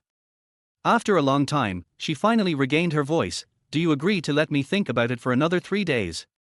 Wen Qianzhou sat on the edge of the bed, put on his trousers, lit a cigarette, then held the cigarette in his mouth and helped Winnie clean her palms slowly. After waiting for no response, Winnie turned around to look. Her face became even redder, and her eyes were still a little misty, but her underlying tone revealed a bit of stubbornness and expectation. Wen Qianzhou took the cigarette from his mouth, held it farther away from her, kissed her wrist gently, leaned over, pinched her chin, kissed her lips and said, "Do you really think that with Julie's 3 days, I can't acquire your company?" When Winnie heard this, her face turned pale. This incident clearly happened tonight. How could a man know about it so quickly? Unless... Brother! Are you spying on me? Winnie's voice trembled slightly when she said these words. The man in front of her was the one she trusted the most and relied on the most, but now, he could clearly control all her movements, whether it was work or making friends, or even just having a simple meal with Ju Mian, he could know the content of the conversation. This strong possessiveness made Winnie feel scared. She clearly realized one thing: her brother's determination to get her to move back to Blue Bay was unshakable. Winnie didn't know what to do. She followed her instinct, threw off the quilt, got out of bed and ran to the door. She just wanted to leave here. But when her hand fell on the door handle, she found that the door had been locked. The door of the top suite of Shanghai Club was equipped with a fingerprint lock, which could not be unlocked unless Wen Qianzhou let her go. Winnie was at a loss. But he was hugged from behind. The warmth conveyed to her by that strong chest was no longer a simple reliance, but also accompanied by a strong invasion, mixed with the man's low and hoarse voice, "Think about it, be good." Chapter 16. Mom will take you to a prenatal checkup. 1. Let me go. Winnie continued to struggle desperately, but Wen Qianzhou still held her tightly and did not let her leave. There is an authoritative heart expert in Germany named Professor Weil. The Zhu family has always wanted to invite him to Yuncheng to treat Zhu Mian, but they have never been able to find a way. But I can. After saying this, Wen Qianzhou released the hands that were restraining Winnie. Winnie stood still, caught in a struggle. She remembered that Zhu Mian had mentioned Professor Weir to her. He was indeed a great cardiologist. If he could come to Yuncheng, it would be of great help to Zhu Mian's illness.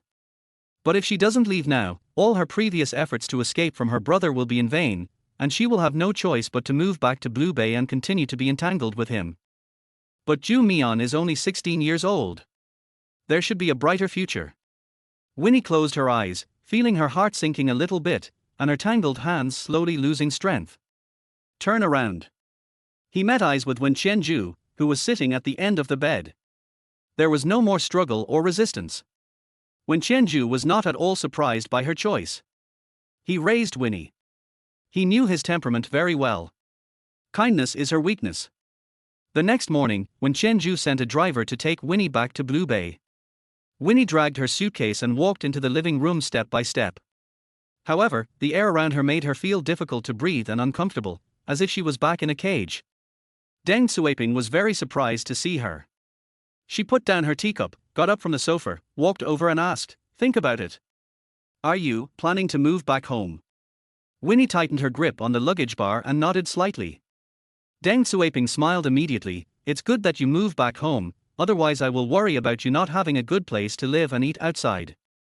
As she spoke, her eyes fell on Winnie, and after taking a closer look, she frowned and asked with concern, "Why have you lost so much weight? And your complexion is so bad." Winnie smiled and shook her head. "I'm fine, Mom, don't worry." Deng Xueping was still uneasy. After the servant brought Winnie's suitcase upstairs, Deng Xueping took the initiative to hold Winnie's hand and gently suggested, "Think about it, Mom will take you to do a prenatal checkup. Mom is really worried about you like this."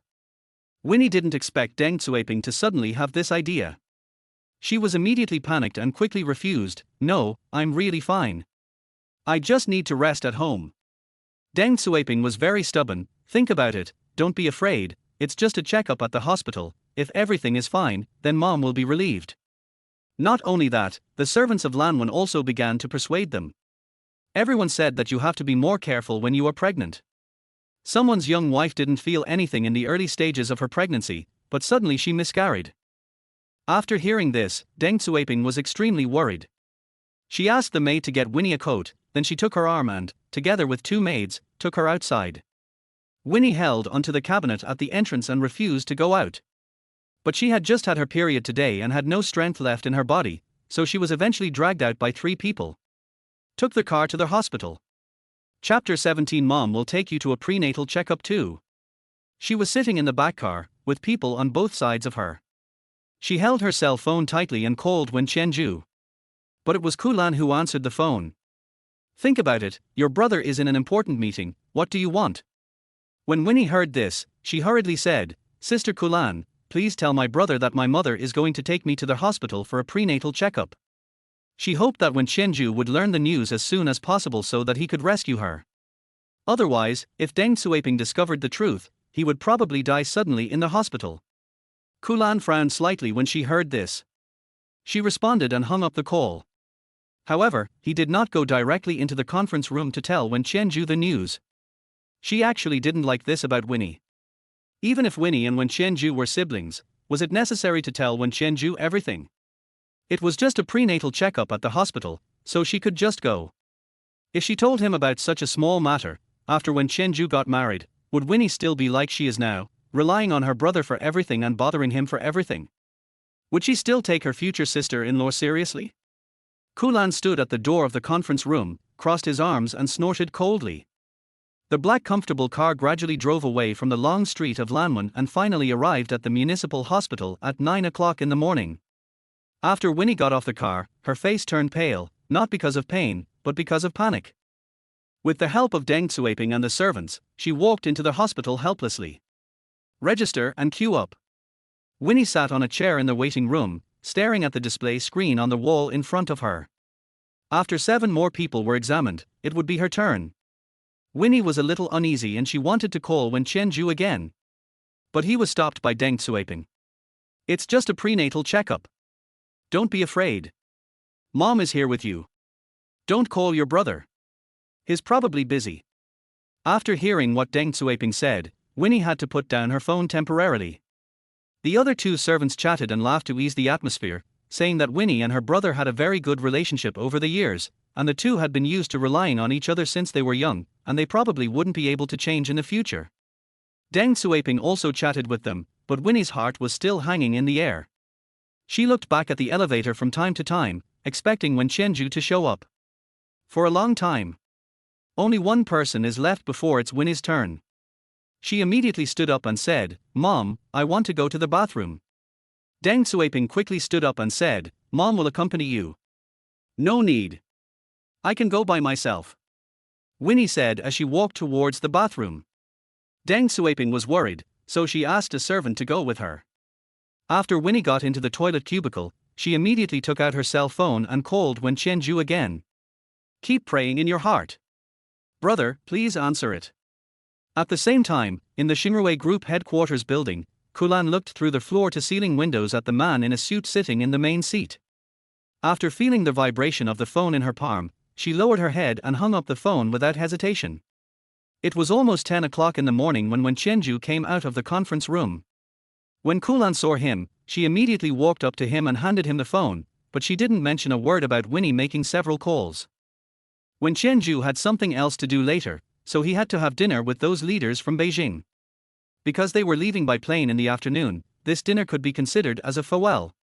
But as soon as he sat in the trunk of the car, he opened the dial-up page out of habit, and his face darkened when he saw several calls and text messages from Winnie an hour ago. Kulan was sitting in the passenger seat, and was about to urge the driver to drive faster when Wen Qianzhou suddenly said, "Go to the city hospital." "But I still have to have dinner with the leaders." Kulan turned around to stop him, but met Wen Qianzhou's sharp gaze.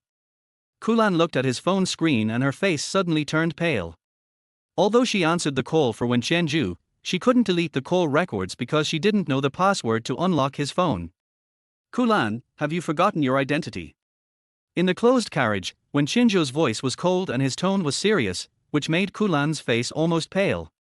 She hesitated and explained, "Because the meeting just now was very important, I didn't go in to find you directly. Later, after you came out, I accidentally forgot about it. Kulan, starting tomorrow, you should go to the secretary's office and gain some experience." When Kulan heard this, her face turned pale instantly. She had been the chief secretary of Wen Qianzhou for 7 years. Although she had made some mistakes during these 7 years, the man had never been so ruthless to her. Even other people in the company would secretly joke that she would definitely be the boss lady of the company in the future. She admitted that she was a little flattered by these remarks, but Wen Qianzhou actually demoted her today just because of Winnie. How could she enter the company tomorrow? Kulan couldn't help but argue, "Zhaozhu, don't you think you care too much about Winnie? Although she is your sister, she is 25 years old this year, not a teenager. She has even been married. Does she need to come to you for everything? I think." Before Kulan could finish her words, she was interrupted by Wen Qianzhou in a harsh voice. The man's expression was serious and his tone was cold. "Get out of the car." Chapter 18. Stay with me for 3 nights. After being kicked off the car, Kulan stood on the side of the street. Her face was still pale even in the bright sunshine. She looked at the speeding car, her eyes filled with resentment. It was 10:30 in the morning when Wen Qianzhou arrived at the municipal hospital. As soon as he got off the elevator on the 5th floor, he saw Deng Xueping sitting on a chair in the waiting room. "Auntie Deng." He walked over and called out, instantly attracting everyone's attention. Wen Qianzhou was wearing the same suit he wore for the meeting, which made him look tall and straight, with broad shoulders and a narrow waist. He stood out among the men who accompanied the pregnant woman for prenatal checkups. Deng Xueping was a little surprised to see him, so she asked, "Why are you here?" "I heard that Xiangxiang came for a prenatal checkup, so I came to take a look." Wen Qianzhou replied calmly.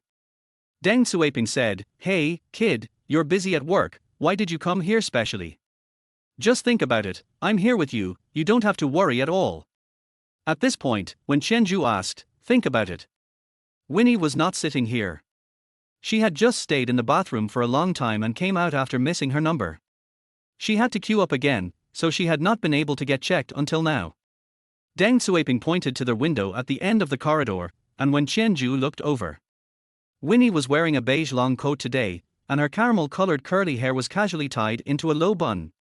The sunlight poured in from the window and fell on her, making her whole body look very soft. When Qianzhou walked over, but his eyes never left her. A few seconds later, Winnie looked at the man who suddenly appeared in front of her, and her eyes lit up almost instantly. She reached out and gently pulled his suit sleeve, and whispered anxiously, "Brother, you are finally here, what should I do now?" When Qianzhou lowered his eyes and looked at her calmly, but did not speak for a long time. At this moment, he actually had some strange thoughts in his mind. He suddenly really wanted to have a child with Winnie, a child with their blood and genes, born from Winnie's belly, calling her mom and him dad. "Elder brother." Seeing that Qianzhou remained silent, Winnie shook his sleeve slightly and called out to him. When Qianzhou turned around and said, "Follow me." Winnie first glanced sideways at Deng Xueping, and when she saw that Deng Xueping was not looking at her, she followed Wen Qianzhou to the stairwell. The man was standing against the wall with his long legs supporting the ground. His shiny leather shoes made him look a little colder and harder. He shook out a cigarette, bit it, lit it, took a puff, and exhaled white smoke. "How do you want me to help you?" After a long while, he spoke, his voice a little hoarse. Winnie hurriedly asked, "Can you make a fake pregnancy test?" When Qianzhou glanced at her calmly, took another puff of his cigarette, and said, "Okay. That's great." Winnie's face was filled with smiles. She was happy that she could hide this matter from Deng Xueping temporarily. When Qianzhou stared into her eyes, but whispered, "You have to do something for me too." Winnie's eyes were clear and pure, and she asked in a low voice, "What can I do for you?" When Qianzhou had a mouthful of spicy smoke in his mouth, but he was reluctant to spit it out. His eyes, as deep as the sea, were mixed with complicated things. He wanted the unfillable ravine of desire, the soft body that he could not hug, and the sincere heart. After a long time, he finally exhaled the white smoke slowly, and gently touched his slightly numb teeth with the tip of his tongue, and said, "Stay with me for 3 nights, no condom." When Winnie heard this, her pupils suddenly widened, and she was even so shocked that her lips opened slightly. The whole person stood there dumbfounded as if struck by thunder. She looked at the man standing not far away, took a few steps back in panic, and refused on the spot, "Impossible." When Qianzhou glanced at her indifferently, but was in no hurry to force her to agree. Instead, he passed by her and walked out alone. At this moment, it's time for Winnie to check up. Only 12 minutes left. Deng Xueping was afraid that Winnie would miss the examination again, so she found her from the stairwell in advance, held her hand, and sat with her on a chair in the waiting room, but Winnie's hands were very cold. Deng Xueping couldn't help but ask with concern, "Are you cold? Why is it so cold? Your face is paler than when you came here." As he said this, he took off his gloves and put them on Winnie. Seeing how concerned she was about her, Winnie couldn't help but feel a little sad, but more of it was uneasiness. When Qianzhou did not leave the hospital directly, but sat on a chair diagonally opposite, with his long legs crossed, his demeanor calm, and his eyes looking over here calmly.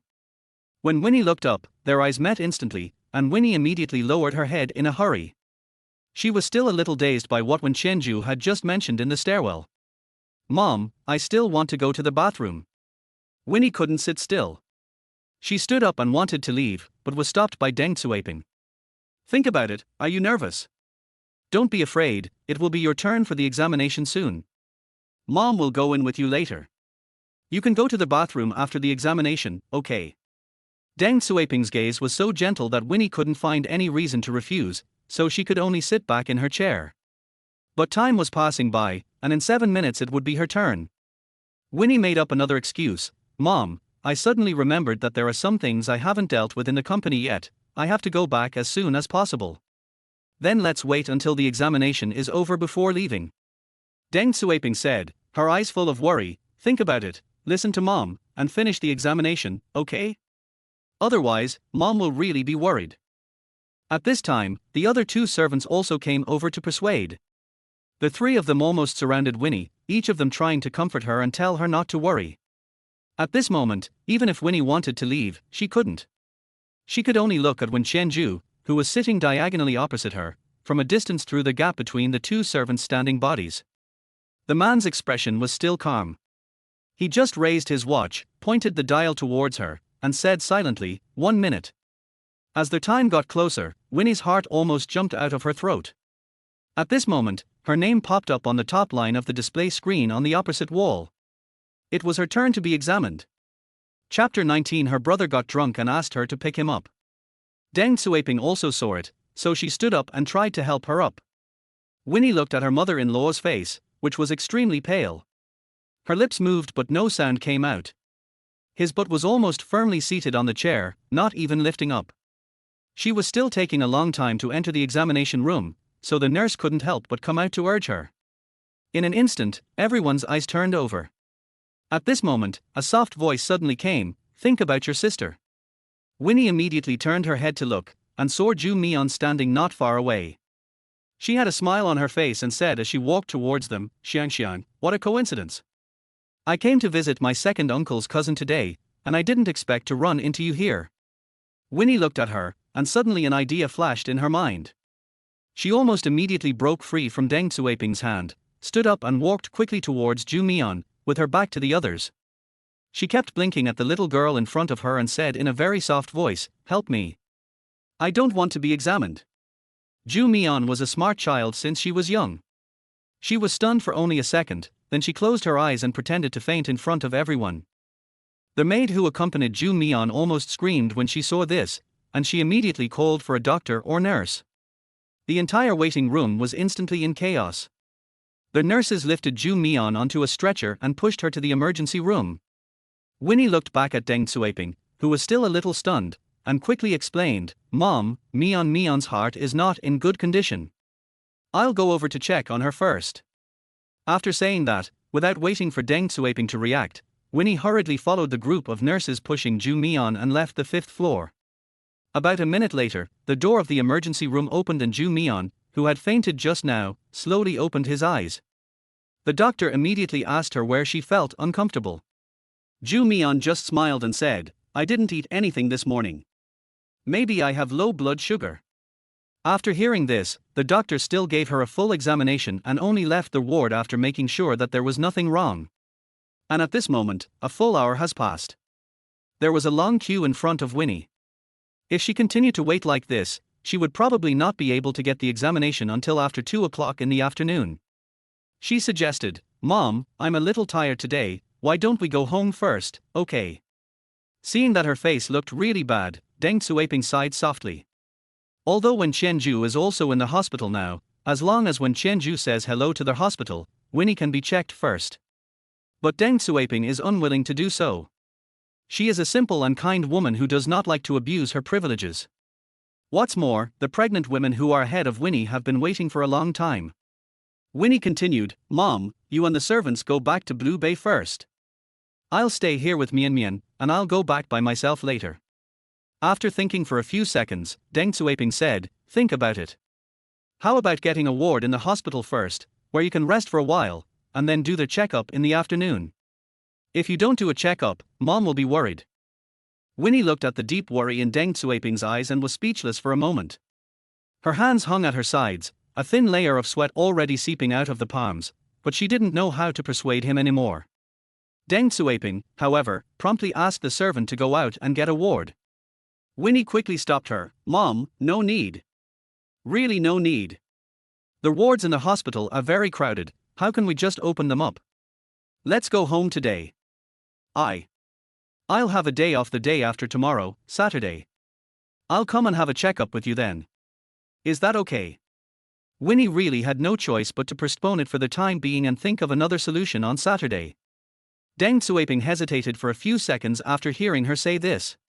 At this time, Wen Qianzhou, who had been standing on the other side, suddenly said, Aunt Deng, just listen to me. I have nothing to do on Saturday, so let's go with her to get checked. We don't need to go to the city hospital. There is a private hospital in Yuncheng with a very good obstetrics and gynecology department. We can get it done directly without queuing up there. When Winnie heard this, she immediately turned her head to look over there, her face full of disbelief. But she understood what he meant, he was giving her a deadline. Deng Xiaoping also looked at Wen Qianzhou, only to see the man standing in the interweaving light and shadow. His tall and straight figure perfectly supported the suit and leather shoes, making him look more mature and stable, especially his unfathomable black eyes, which gave people a full sense of security. Seeing this, Deng Xiaoping finally nodded and said, Okay, let's do it on Saturday. After she finished speaking, she gave Winnie a few more instructions, and then turned around and left the ward accompanied by the servants. After Deng Xiaoping left, Wen Qianzhou received a call. At present, the cooperation between Xingrui Group and Beijing City is very important. He is very busy recently and cannot stay here for too long. So, after he hung up the phone, he looked at Winnie. Winnie was sitting on the chair opposite, with slightly red eyes, as if he was driven by his words just now, like a little rabbit. Wen Qianzhou's eyes darkened, and he asked in a low voice, Send you back to Blue Bay? Winnie immediately shook her head. Of course she couldn't agree to it. She was somewhat resistant to the idea of being alone with him. Wen Qianzhou did not force her when he saw this. He just told her to call the driver when she decided to go home, and then turned and left. After a few seconds, Winnie looked at the closed ward door, a little dazed. Zhu Mian was very worried about her, so he asked, Xiang, sister, are you okay? She was actually more curious about why Winnie was so reluctant to get checked. In the upper-class circle, it was no secret that Wen Qianzhou's sister Winnie was pregnant. But although she was curious, she didn't ask because she felt that Winnie didn't seem to want to talk about it. After hearing Zhu Mian's voice, Winnie slowly came back to her senses. She smiled and said, I'm fine. Thanks to you just now. Zhu Mian smiled shyly, it's nothing, as long as I can help Sister Xiangxiang. Winnie quickly adjusted her mood and took the initiative to propose, How is your physical condition now? If possible, I will treat you to a meal. Zhu Mian actually likes to go out for dinner and shopping, but due to her health, no one is willing to accompany her. Hearing this, she immediately said happily, Okay. As they were talking, they walked outside together, left their hospital, took a taxi to the largest shopping mall in Yuncheng, found a restaurant with a good reputation, went in to have lunch, and then came out to go shopping.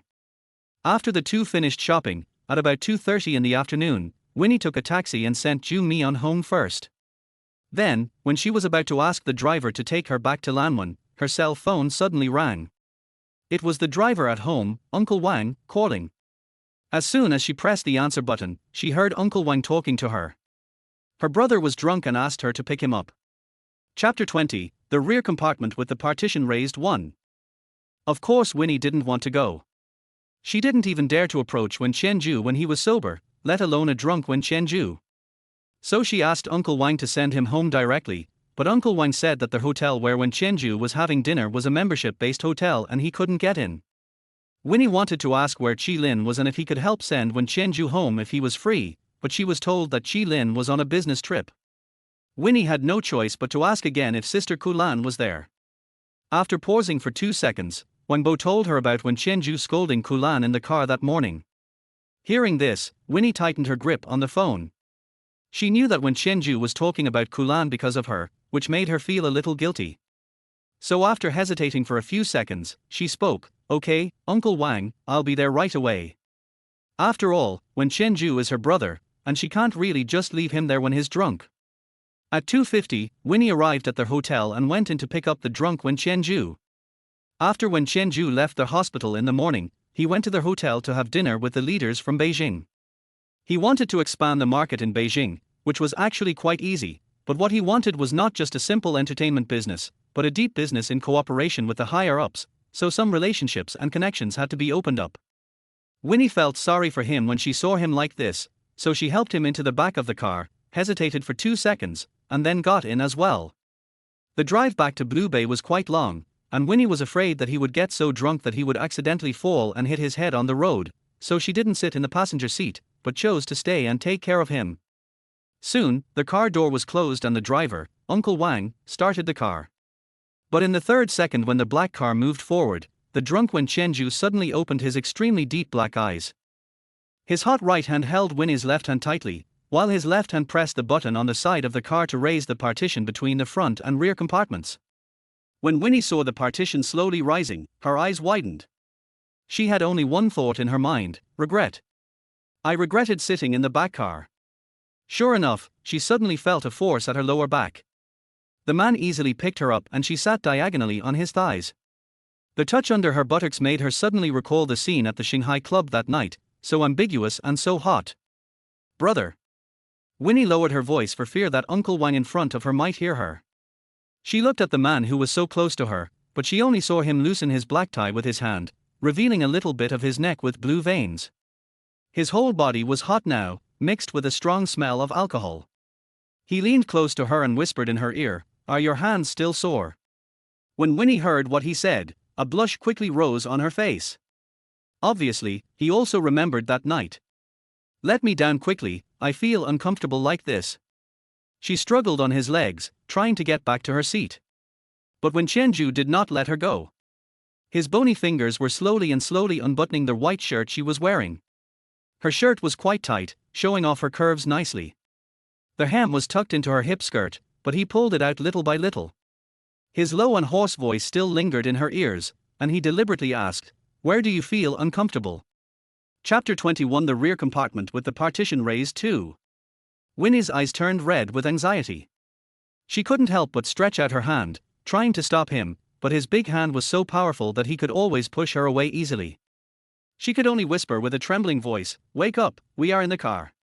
At this moment, the black car was driving on the viaduct, and there were many vehicles passing by. "Don't worry, they can't see it," Wen Qianzhou whispered, but his fingers had already begun to slowly roll up her hip skirt. Winnie had to reach out to push. He rolled it up a little, and she pushed it down a little, but her efforts were ultimately in vain. Her snow-white thighs were still slowly exposed in the car, but the hip skirt she was wearing was too tight, just an inch above the knees, and could not be rolled up anymore. At this time, Wen Qianzhou's hand had already fallen on the zipper behind her. Winnie hurriedly stopped him and reminded him anxiously, "No, I'm still having my period." There was no surprise or disappointment in Wen Qianzhou's eyes. Instead, he gently bit her earlobe and whispered, "I know. I won't go in." That one T work either. Winnie shook her head continuously, and the bun on the back of her head suddenly loosened. Her honey-colored curls instantly fell down, covering her body, blending with the light and shadow coming in from outside, making her look particularly beautiful. When Qianzhou looked at her calmly for several seconds, the storm in his eyes trembling and then calming down. Finally, he suddenly leaned forward and kissed her lips fiercely. He forcefully brought his strong alcohol to her, causing her face to become redder even though she hadn't drunk a drop, as if she was drunk too. His hand slowly moved up to her lower back, caressing that skin and occasionally pinching her waist, which was her sensitive spot, and she couldn't help but let out a low gasp whenever it was touched. Winnie's red lips opened unexpectedly and were kissed by him again. The sound that had not been uttered disappeared instantly. Winnie's long and curled eyelashes trembled slightly uncontrollably. Layers of mist appeared in front of her eyes, with a watery glow, which made me feel pity for her. At this time, the car stopped and arrived at Blue Bay. The driver, Uncle Wang, spoke to them in the front and told them that they could get off the bus. But I didn't get a reply. Fortunately, Uncle Wang is not a picky person and does not insist on waiting for their reply. He opened the door and got out of the car himself. But Deng Xueping, who had been waiting for Winnie to come back since returning to Lan Bei in the morning, couldn't sit still. When she saw Wang Bo get off the car, she walked over and asked if Winnie was in the car. Uncle Wang said, "Yes, Mr. Wen is back too." Hearing this, Deng Xueping walked over and looked at the quiet rear compartment. After waiting for 2 seconds without any movement, she reached out and tapped the window and asked, "Xiangxian, are you there? Why don't you get out of the car?" At this time, Winnie was being pressed down by Wen Qianzhou from behind and was kneeling on the seat. The zipper of her hip skirt was finally unzipped, and several buttons of her shirt were also undone. Her 10 fingers helplessly grasped the edge of the car window, but her eyes met with Deng Xueping, who was bending over outside and looking in the window. In an instant, Winnie's face turned red and even began to feel hot. Fortunately, the car was covered with one-way film, so the inside could not be seen from the outside. But even so, Winnie still felt extremely ashamed. While looking at her mother-in-law, she was driven to death by Wen Qianzhou, but she could not utter a word, and she had to cover her slightly trembling lips. At this time, Deng Xueping's somewhat worried voice came again, "Xiang Xiang? Why don't you say anything? What are you doing in there?" When Winnie heard this, tears finally flowed from her eyes, and fell drop by drop on the back of her hand.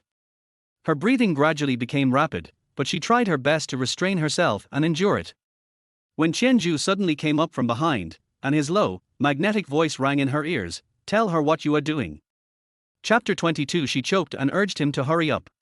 Winnie was going crazy when she heard this.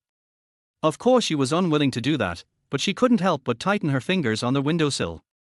When Qianzhou kept his promise and didn't go in, but her whole body was hot because of him, and the layers of numbness almost made her collapse. Even though she bit her lower lip tightly, she still made a humming sound. Although the sound was very small, Winnie was still afraid that Deng Xueping would hear it, so she could only cover her lips tighter. Deng Xueping, who was standing outside, became more and more anxious as she received no reply.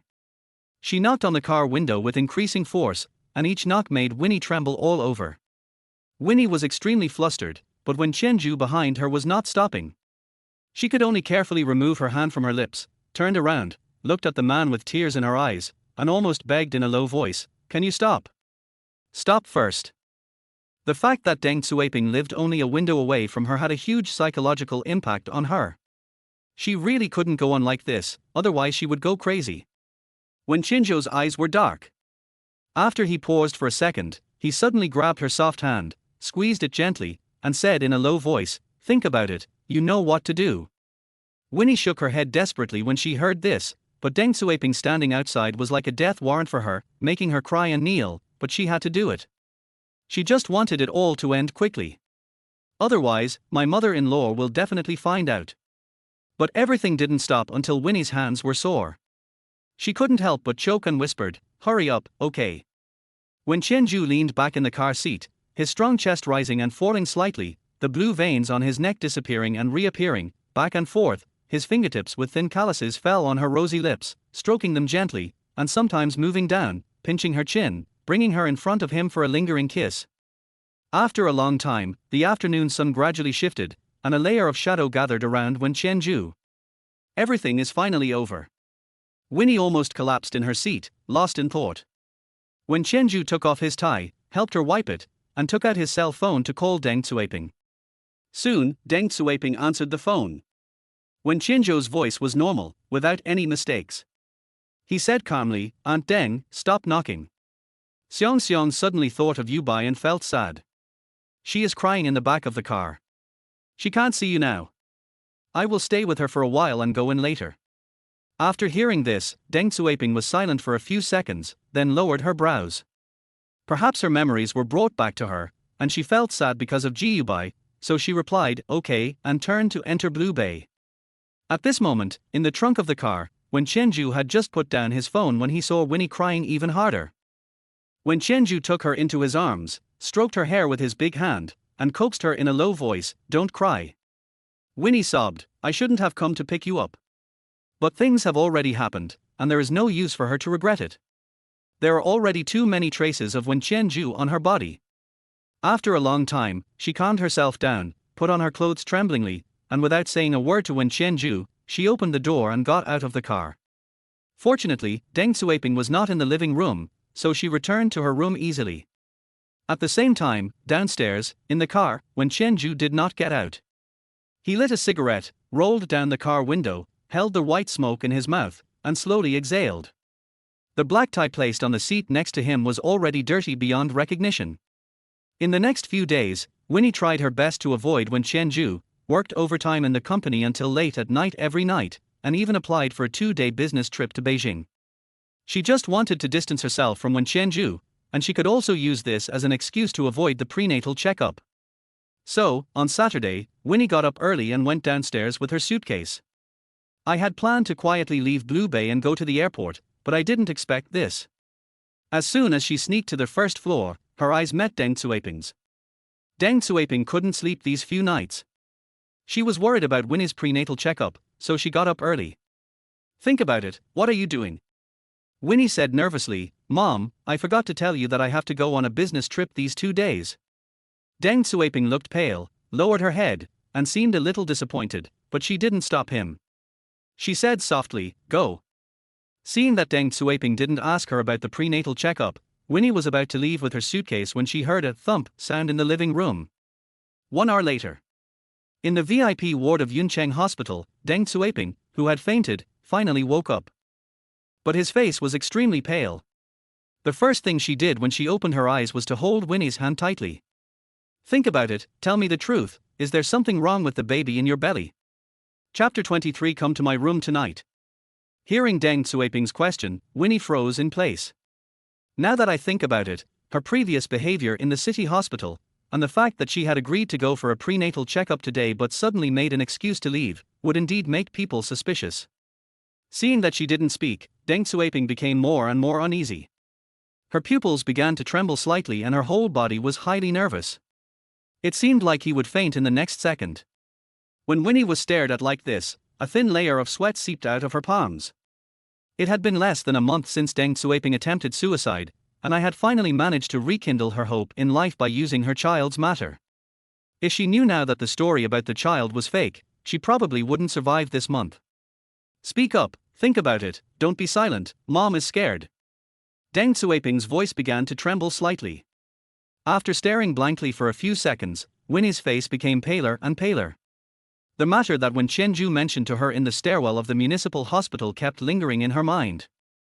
If she told Deng Xueping now that the child was fine, she would definitely not be able to escape the prenatal checkup. But if she told Deng Xueping the truth, she would definitely die. After a long while, Winnie slowly lowered her head, closed her eyes, and trembled as she spoke in a hoarse voice, Don't worry, Mom. The child is fine. After hearing this, Deng Xueping finally let go of Winnie's hand. She seemed to have been injected with a shot of cardiotonic. She slowly leaned back, repeating, That's good, that's good. Winnie didn't sleep all night. She sat there like a lost soul, from the darkness of the night until bright day. The next day, as soon as the doctors came to work, Deng Xueping couldn't wait to take Winnie for a prenatal checkup.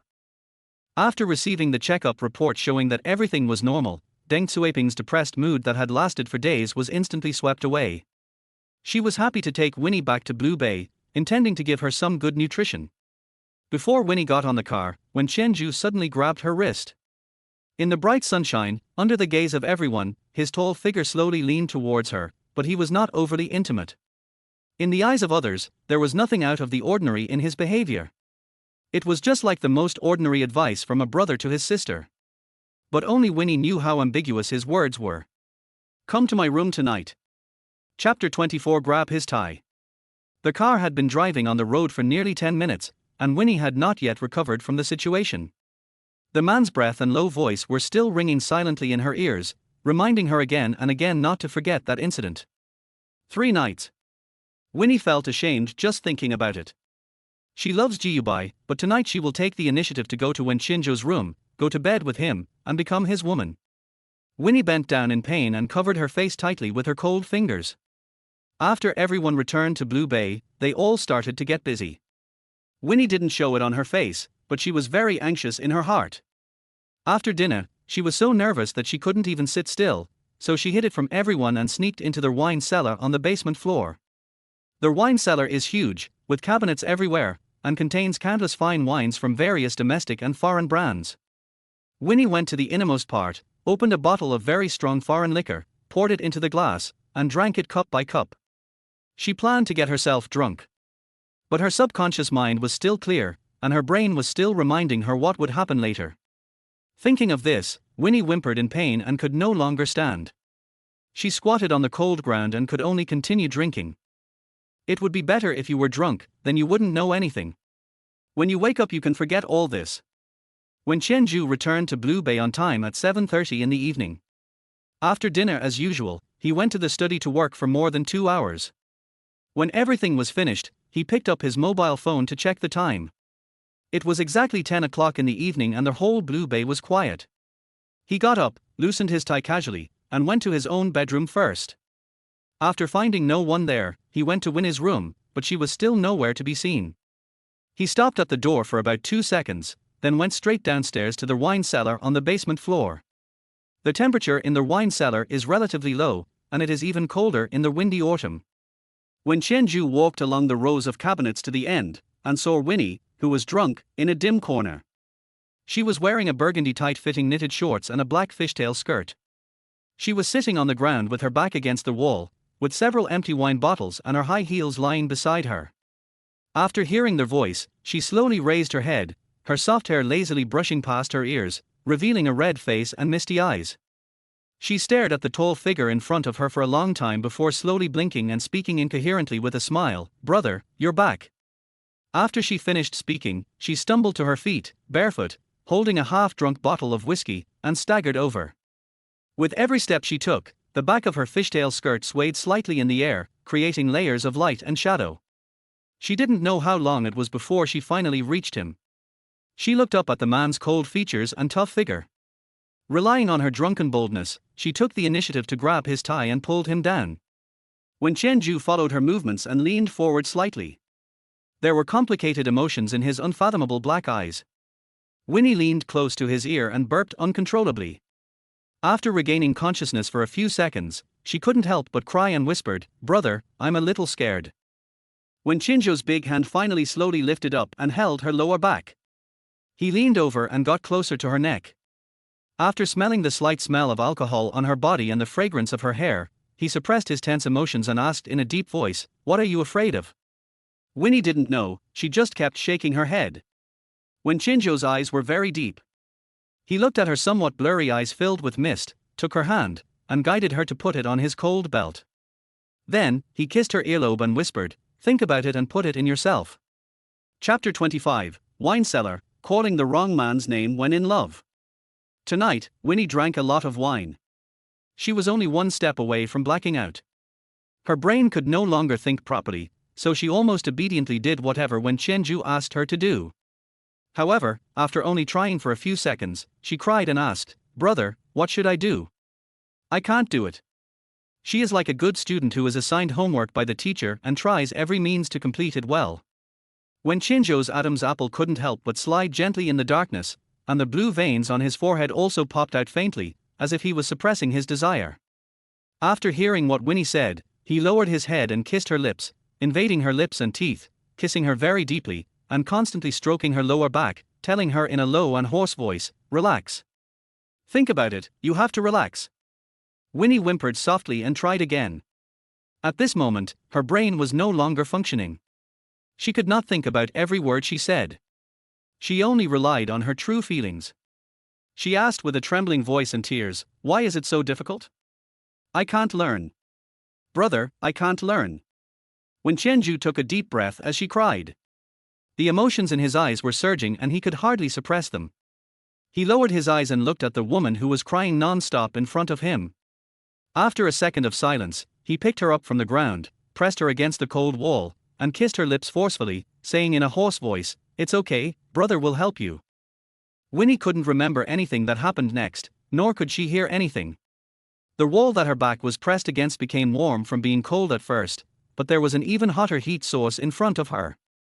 With blurry eyes, she reached out to touch it and could clearly feel the man's tense chest, which was slightly contracting as he continued to exert force. Winnie took the initiative to put her arms around his neck and got closer to him. When her love reached its peak, she panted and called out in his ear, "You bye." Suddenly, everything came to a halt. The atmosphere, which was hot just now, suddenly became extremely cold. Winnie didn't react to what she had just said. She only knew that her chin was suddenly pinched hard. In this dim corner, the man's voice was very cold, his eyes seemed a little sharp, and he asked in a deep voice, "What did you call me just now?" Winnie was stunned for almost 5 seconds before the alcohol started to wear off a little. She immediately trembled and shook her head, trying to avoid the man's gaze. But the man pushed her even harder against the wall, and Winnie couldn't help but gasp. Wen Qianzhou's lips fell on her ears, still asking her coldly, "Who am I?" Winnie closed her eyes and didn't want to talk. She just kept shaking her head. She had obviously drunk so much alcohol just now, but now, her consciousness was unusually clear. Winnie was in great pain. She turned her head away to avoid the man's gaze, pursed her rosy lips and said nothing, but her whole body couldn't help but tremble slightly. When Qianzhou suddenly left her, picked her up by the waist, and took her to the steps below facing the wine cellar door. The door of the wine cellar was not locked, and anyone who came in could see everything. Just as Winnie was feeling flustered, when Qianzhou put her down and turned her around. His powerful and hot hands tightly held her waist and led her up the stairs while continuing to ask, "Who am I?" Winnie simply couldn't stand this. Her legs were shaking with every step she took, and she couldn't help but fall down. But the man always helped her up, as if he wanted to torment her so that she would say his name soberly. "Brother, you are my brother." After her legs went weak for who knows how many times, Winnie finally said these words while crying. "Say my name." When Qianzhou was not satisfied. He took a few quick steps. In the silent night, Winnie almost panically reached out to cover her lips, but tears kept flowing down and her 10 fingers were shaking slightly. But she shook her head again and refused to say those 3 words even if she was beaten to death. It seemed that as long as she said it out loud, her relationship with Wen Qianzhou would be exposed to the sun. This is her biggest taboo. Wen Qianzhou lowered his eyes and looked at her, then took out a cigarette box from his trouser pocket. After shaking his bony hands twice, he opened his lips and bit the cigarette butt, pulled it out, then picked up his lighter and lit it. In the night so quiet that only Winnie's soft sobbing could be heard, he took 2 puffs of his cigarette with an unclear expression, then suddenly took out his cell phone and made a call. "Kulan, come to the wine cellar, I have something to tell you." When Qianzhou hung up the call after he finished speaking. Winnie was shocked when she heard this. She couldn't control herself. When Qianzhou frowned slightly, and his eyes looked down through the white smoke at the slender waist of the woman under him.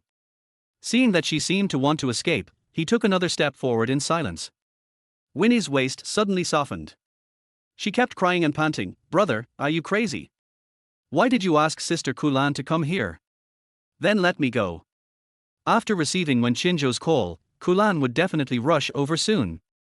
If she saw such a ridiculous scene, Lan Wan would be turned upside down that night. Just thinking about it, Winnie wished she could die immediately. At this moment, when Qianzhou suddenly leaned over and slowly blew the hot smoke in his mouth into her ear, and said in a hoarse voice, "Say my name." Winnie was almost driven crazy. She cried so hard that her whole body twitched. Her psychological defenses collapsed and she couldn't help but whisper, "Wen Qianzhou! Wen Qianzhou! You are Wen Qianzhou!" At this time, there were rapid and approaching footsteps outside the wine cellar. Winnie stared at the door in front of her with almost horror, her heart almost stopping with nervousness. Suddenly, someone grabbed her from behind and carried her back into the depths of the wine cellar. Snap! The door of the wine cellar was pushed open from the outside. After receiving the call, Kulan casually wrapped a coat over her pajamas and hurried over. She stood on the steps, looking at the dim and numerous wine cabinets below, and asked tentatively, "Zhaoju, are you there?" At this moment, in the dark corner of the wine cellar, Winnie covered her lips tightly, trying not to make any sound, but she couldn't control her shaking, and layers of mist floated in front of her eyes due to the shaking of the man behind her. When Qianzhou's broad and powerful right hand suddenly pinched her chin from behind and kissed her lips tenderly. After kissing for a long time, he replied to Kulan in a hoarse voice, "Here." Chapter 26, Hard to Repress. Winnie's body instantly became. She even trembled a little with fear. She turned around in panic, met the man's eyes in the dark, suppressed her breath, and choked in a low voice, "Hurry up and ask Sister Kulan to stop, don't let her come over." Winnie was afraid that Kulan would come over and see this scene. She didn't dare to face the looks of others after they discovered that she and Wen Qianzhou were doing something ridiculous in private. But Wen Qianzhou remained the same, without any panic in his eyes. Winnie had to put up with a red face full of tears, reached out to grab the man's sleeve, shook it gently, and her eyes were full of pleading, "Brother, I beg you, please let her stop, I don't want to be seen by others." Wen Qianzhou's eyes were deep. He pinched her slender waist and rubbed it wantonly, then carried her to the single sofa next to him. He sat with his back against the sofa and placed her on his thighs. His slightly hot fingertips with thin calluses gently stroked her red lips and whispered in her ear, you take the initiative until I come out. Hearing this, Winnie's pupils suddenly widened, and she shook her head almost subconsciously. No. I can't. She was about to start crying again, but the man slowly leaned back and calmly lit a cigarette. In the dim light, his shirt was unbuttoned, but he didn't take it off, revealing his solid wheat-colored chest. Between his veiny fingers, he held a thin cigarette, sometimes flicking the ash indifferently, sometimes bringing it to his lips to take a puff. The faint scarlet sparks flickered, making his expression even colder and harder. Only his eyes were filled with uncontrollable desire, as if he was trying hard not to press the woman in front of him down and. Winnie was somewhat resistant. She could only beg again, I can't, I really can't. However, Wen Qianzhou's gaze was still calm and strong, leaving no room for negotiation. At this time, in the silent wine cellar, Kulan's footsteps were gradually approaching. It was like a countdown that was becoming clearer and clearer, forcing her to make a quick decision. Winnie was completely panicked, her mind was in a mess, but she really couldn't let Kulan see her. If she did, then everything would be over. Thinking of this, Winnie closed her eyes in pain and shame, and gently placed her wet fingertips on the man's shoulders. She panted softly, holding back, but finally agreed. For a long time, Winnie's slender waist wrapped in a red sweater was cast by light and shadow on the wall not far away, forming an ambiguous outline. Her 2 white feet couldn't help but curl up, tighten, and sometimes loosen a little bit, revealing an unbearable tightness. Wen Qianzhou held the almost burnt-out cigarette between his lips. His arms, with bulging veins, slowly stretched out to both sides and rested on the back of the sofa. His head slowly tilted back, and a fierce tide of passion filled his dark eyes. His teeth, which were biting the cigarette holder, gradually tightened, causing white mist to rise. After the cigarette was completely burned out, he finally said in a low voice, "Stand there and talk." Kulan, who was standing 2 rows of wine cabinets away from them, was still quite far away from the man. She could only hear the man's sexy voice but could not see his face. But she did not dare to take another step forward. She had not forgotten the lesson she had learned in the Shanghai Club suite. Now her relationship with the man was still on thin ice. It would be a bad idea to make the man angry at this moment. So she stopped and asked softly, "Zhaozhu, why did you ask me to come here?" Wen Qianzhou looked at Winnie, who was hiding shyly in front of him but had to, and asked in a slightly hoarse voice, "How was your stay in the secretary's office?" When Kulan heard these words, she was instantly moved, but at the same time, she also felt aggrieved. The news of her demotion caused a big stir in Xingrui. The group of people who had said that she could become the future boss's wife suddenly changed their minds and began to speculate whether she would be kicked out of Xingrui soon. Especially Judy, the financial director who had been against her for many years, became very sarcastic when she saw her. So, she had a very bad time these days, and she was also worried that Wen Qianzhou would ignore their years of friendship and kick her out completely. But tonight, the man took the initiative to call her over and asked her about her recent situation in the company. Kulan couldn't help but feel secretly excited. She knew that there must be a place for her in the man's heart. But she completely forgot that day in the cinema when the man told her that he had someone in his heart. So, she said in a seemingly calm but suppressed tone, "Fortunately, my colleagues are all nice to me, especially Judy." Wen Qianzhou did not respond to her directly, but reached out to take away Winnie's hand that was covering her face. He leaned forward and asked hoarsely in her ear, "Why are you slow?" Winnie wiped her wet eyes and said in a very low voice, "Brother, I'm so tired." She was now completely limp and had no strength at all. She wanted to get through the night as quickly as possible, then go back to the bedroom, take a shower and have a good sleep. Wen Qianzhou glanced at her with a gloomy look on his face. He then smoothed her hair with his hand before replying to Kulan, "Go back to the president's office tomorrow." Upon hearing this, Kulan was immediately overjoyed. She knew that the man would not be too harsh on her. When she went to Xingrui tomorrow, she would definitely slap those people in the face and make them look down on others. However, Kulan replied softly, "Thank you Zhaozhu, I will work properly in the future and never overstep my bounds in dealing with things I think about." When Qianzhou's slightly lowered voice came, "Well, go back to sleep." Kulan stood there and pursed her lips. After hesitating for a few seconds, she finally did not disturb the man. After all, her relationship with Wen Qianzhou had just begun to ease and needed to be repaired slowly, so she turned and left. About a few minutes later, the sound of the wine cellar door closing was heard. Winnie relaxed all over instantly, but the man who had been silent just now suddenly turned over, pressed her down on the sofa, lowered his head and kissed her lips fiercely, which made her cry out again. She stared at the light and shadow on the ceiling, but could not see clearly. She climbed the man's shoulders with both hands and begged impatiently, "Slow down, slow down." An unknown amount of time had passed before Wen Qianzhou left Winnie, who had fallen asleep from exhaustion. He stood beside the sofa, bent down to clean them both, then picked up the coat beside him and wrapped her from head to toe. He then stretched out his strong arms, hugged her tightly, and strode out of the wine cellar. Late in the autumn night, the cold wind outside made the trees planted in the front yard rustle. Wen Qianzhou walked into the main building of Lanwen with the sleeping Winnie in his arms, but he did not notice Kulan's shocked face behind a sturdy banyan tree. Chapter 27. Kulan begins to suspicion. When Winnie woke up, it was already noon the next day. She lay on the pillow, curled up in the quilt, her eyes still a little sleepy, but the memories of last night came flooding back like a tide. Last night, after Wen Qianzhou carried her back to the room, he did not let her rest immediately. Instead, he stood at the end of the bed, grabbed her ankles, and pulled her under him. He did not let her go until it was bright outside.